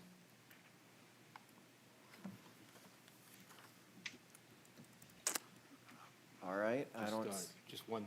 yes, Dr. Maliko. So obviously a lot we've received on the return to school. So I just have to mention, and I shared this with President Berry, but great teacher over at Hague, Miss Jo Ray Greco, shared some pictures from my time at Oakman and handed them to me today when I was over at My Hague. girls And so have, I kind of call this correspondence, but I just think so highly of her. And this was back in 95, 96. And we were sharing some of the pictures, so it was kind of neat. She had them ready when I came into the class. Here, I have these for you, you know, that kind of thing. And I am going back there to read, so it's kind of correspondence, so giving her a shout out, Miss Greco. Tell her I said hello. I will. Are you gonna show some of these pictures online? That's I that's noticed what I you were wanted to wearing a lot know. longer hair back then. Mary, you remember me at Oakman. Oh, yeah. My girls both had Joe Ray, so, oh my God. I used to volunteer coach, and I did the student council, so. Maybe we'll put the pictures up on the district website. Oh, I don't know about That'll be great. I'll be talking to David about that, not doing that. All right, next item, please. Board member committee and organization reports. Trustee Petlicoff. I just have an update, and you saw it in board briefs, that I'm trying to get together a city relations subcommittee meeting. And it's always a logistical fun fest because we have to deal with a whole nother government entity in order to pull it off. So I just wanted to give you all the opportunity. I will be giving the two trustees who are my committee members, Trustee Watson, Trustee D'Ambrosio, the agenda, but I wanted to give you all an opportunity to, if you have an agenda item you would like to see us discuss with the city, to forward it to me so that I can include it. It may not be put on the first agenda because that meeting is always difficult to get all the administration and directors from the city together, especially under these circumstances. We do always talk about facility usage and shared resources, so that you know that's already a topic. And we will be talking about security issues that we share responsibility with the police department, and that will be under our closed session because of the new opens meeting law that allows us to discuss security issues without broadcasting it publicly. So if anybody has something else they'd like to have discussed with city officials, just send me a shout out. Thank you. I know the Finance Committee also had a meeting, I think it was the day after our last board meeting. I believe they were getting a presentation on the budget, but I don't know, Trustee Roxanne Watson. had her hand up. or Roxanne Trustee had her Dell. hand up. Yes, I'm ready to All right, give that thanks. report. We did have it the day after our last meeting, but we also, a lot of what we covered was mentioned today when Mr. Wall was up speaking, including purchases of vehicles and other things, restrictive funds, how you have to spend them first, the 14 bond refinancing. So I'm going to try not to be redundant and go through some of the other things that we discussed. When we had our meeting, it was basically to delve a little deeper into the things that were discussed the night before at the regular board meeting. So just to give a little recap, the budget cycle begins with the governor's budget proposal, and then the district must adopt our budget by June 30th. And there's lots of adjustments can be made during the budget cycle. The three biggest considerations are state aid, student count, and salaries and benefits. We originally expected a $650 per student reduction in state aid, and that was either to come last year or this year. But after things kind of shook out, instead we ended up getting an increase of $75 per student. Last year we had a student decrease of 124 students, and this year we had another 183 students. Districts across Michigan had the same issue. So the state recognized this, excuse my cat, the state recognized this and made adjustments in the formula to give all the districts a buffer because they were all having similar student losses. We received COVID funding of $19 million, and we are projected to receive $38 million more in the next round of COVID funding. But right now the legislature is stuck deciding when to allocate it. There's political infighting that's going on, so hopefully that'll be released soon. With CARES, we were able to purchase textbooks and with online components, including 5th grade English and 8th grade math. We were able to stockpile a lot of PPE and other supplies, including like the related supplies, cleansers and that kind of thing. We were able to keep from laying off 16 teachers and then actually hire some additional ones, which helped reduce our class sizes, which not only is operable in all circumstances, but certainly better in these circumstances with social distancing and all those things that we need to comply with. We had $13 million in gain in revenue and only $8 million in additional expenses, which allowed us to address some of the safety concerns that were in the Bricks Pond. We reserved, excuse me. You should be here with us. We reserved some of those funds and to plan perhaps additional support staffing hires. CARES 2 funding can be used for some infrastructure needs. I think that was mentioned earlier.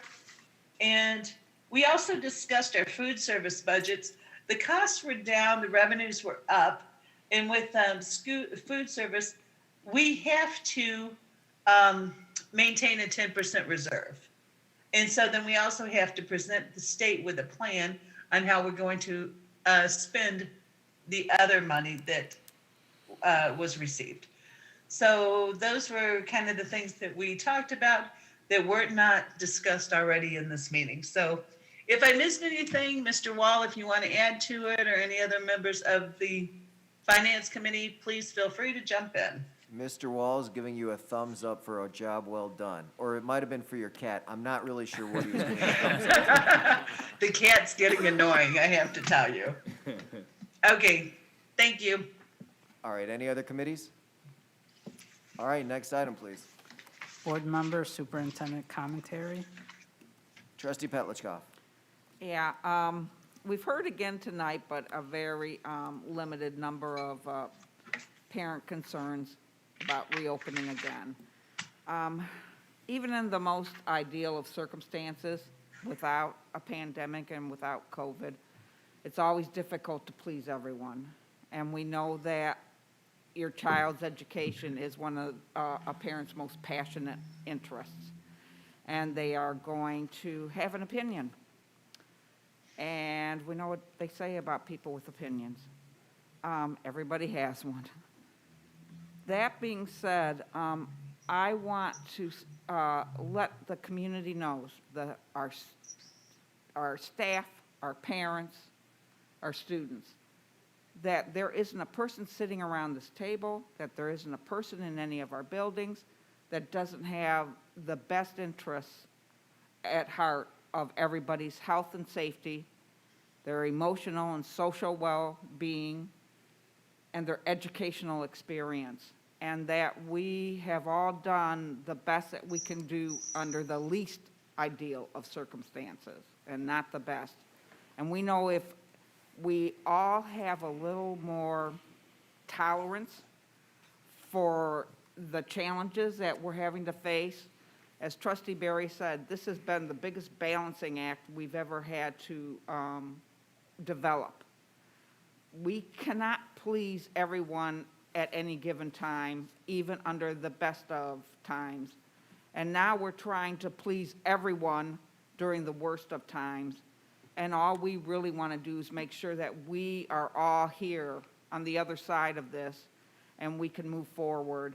And we will find out how resilient we all are and how we can look for the positives out of all of this negative and discover that we might not be having our students learning the traditional way or the way that we thought was going to get them into Yale or Harvard immediately, but they're going to be learning. They're learning something, and we have to find a way to utilize all of this new environment and promote success with a different outlook than all of this negative that we're hearing from the community, as difficult as it might be.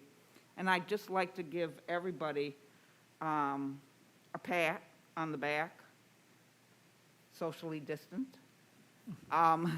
and say that we all need to have some patience with each other. Yet again, we have to give some acceptance to the fact that we're not going to have a perfect answer to anyone, but that we're going to do it as perfectly as possible to make sure that we are here to enjoy another year. Very well said, Trustee Petlicoff. Trustee Moses. Yeah, well said, Trustee Petlicoff.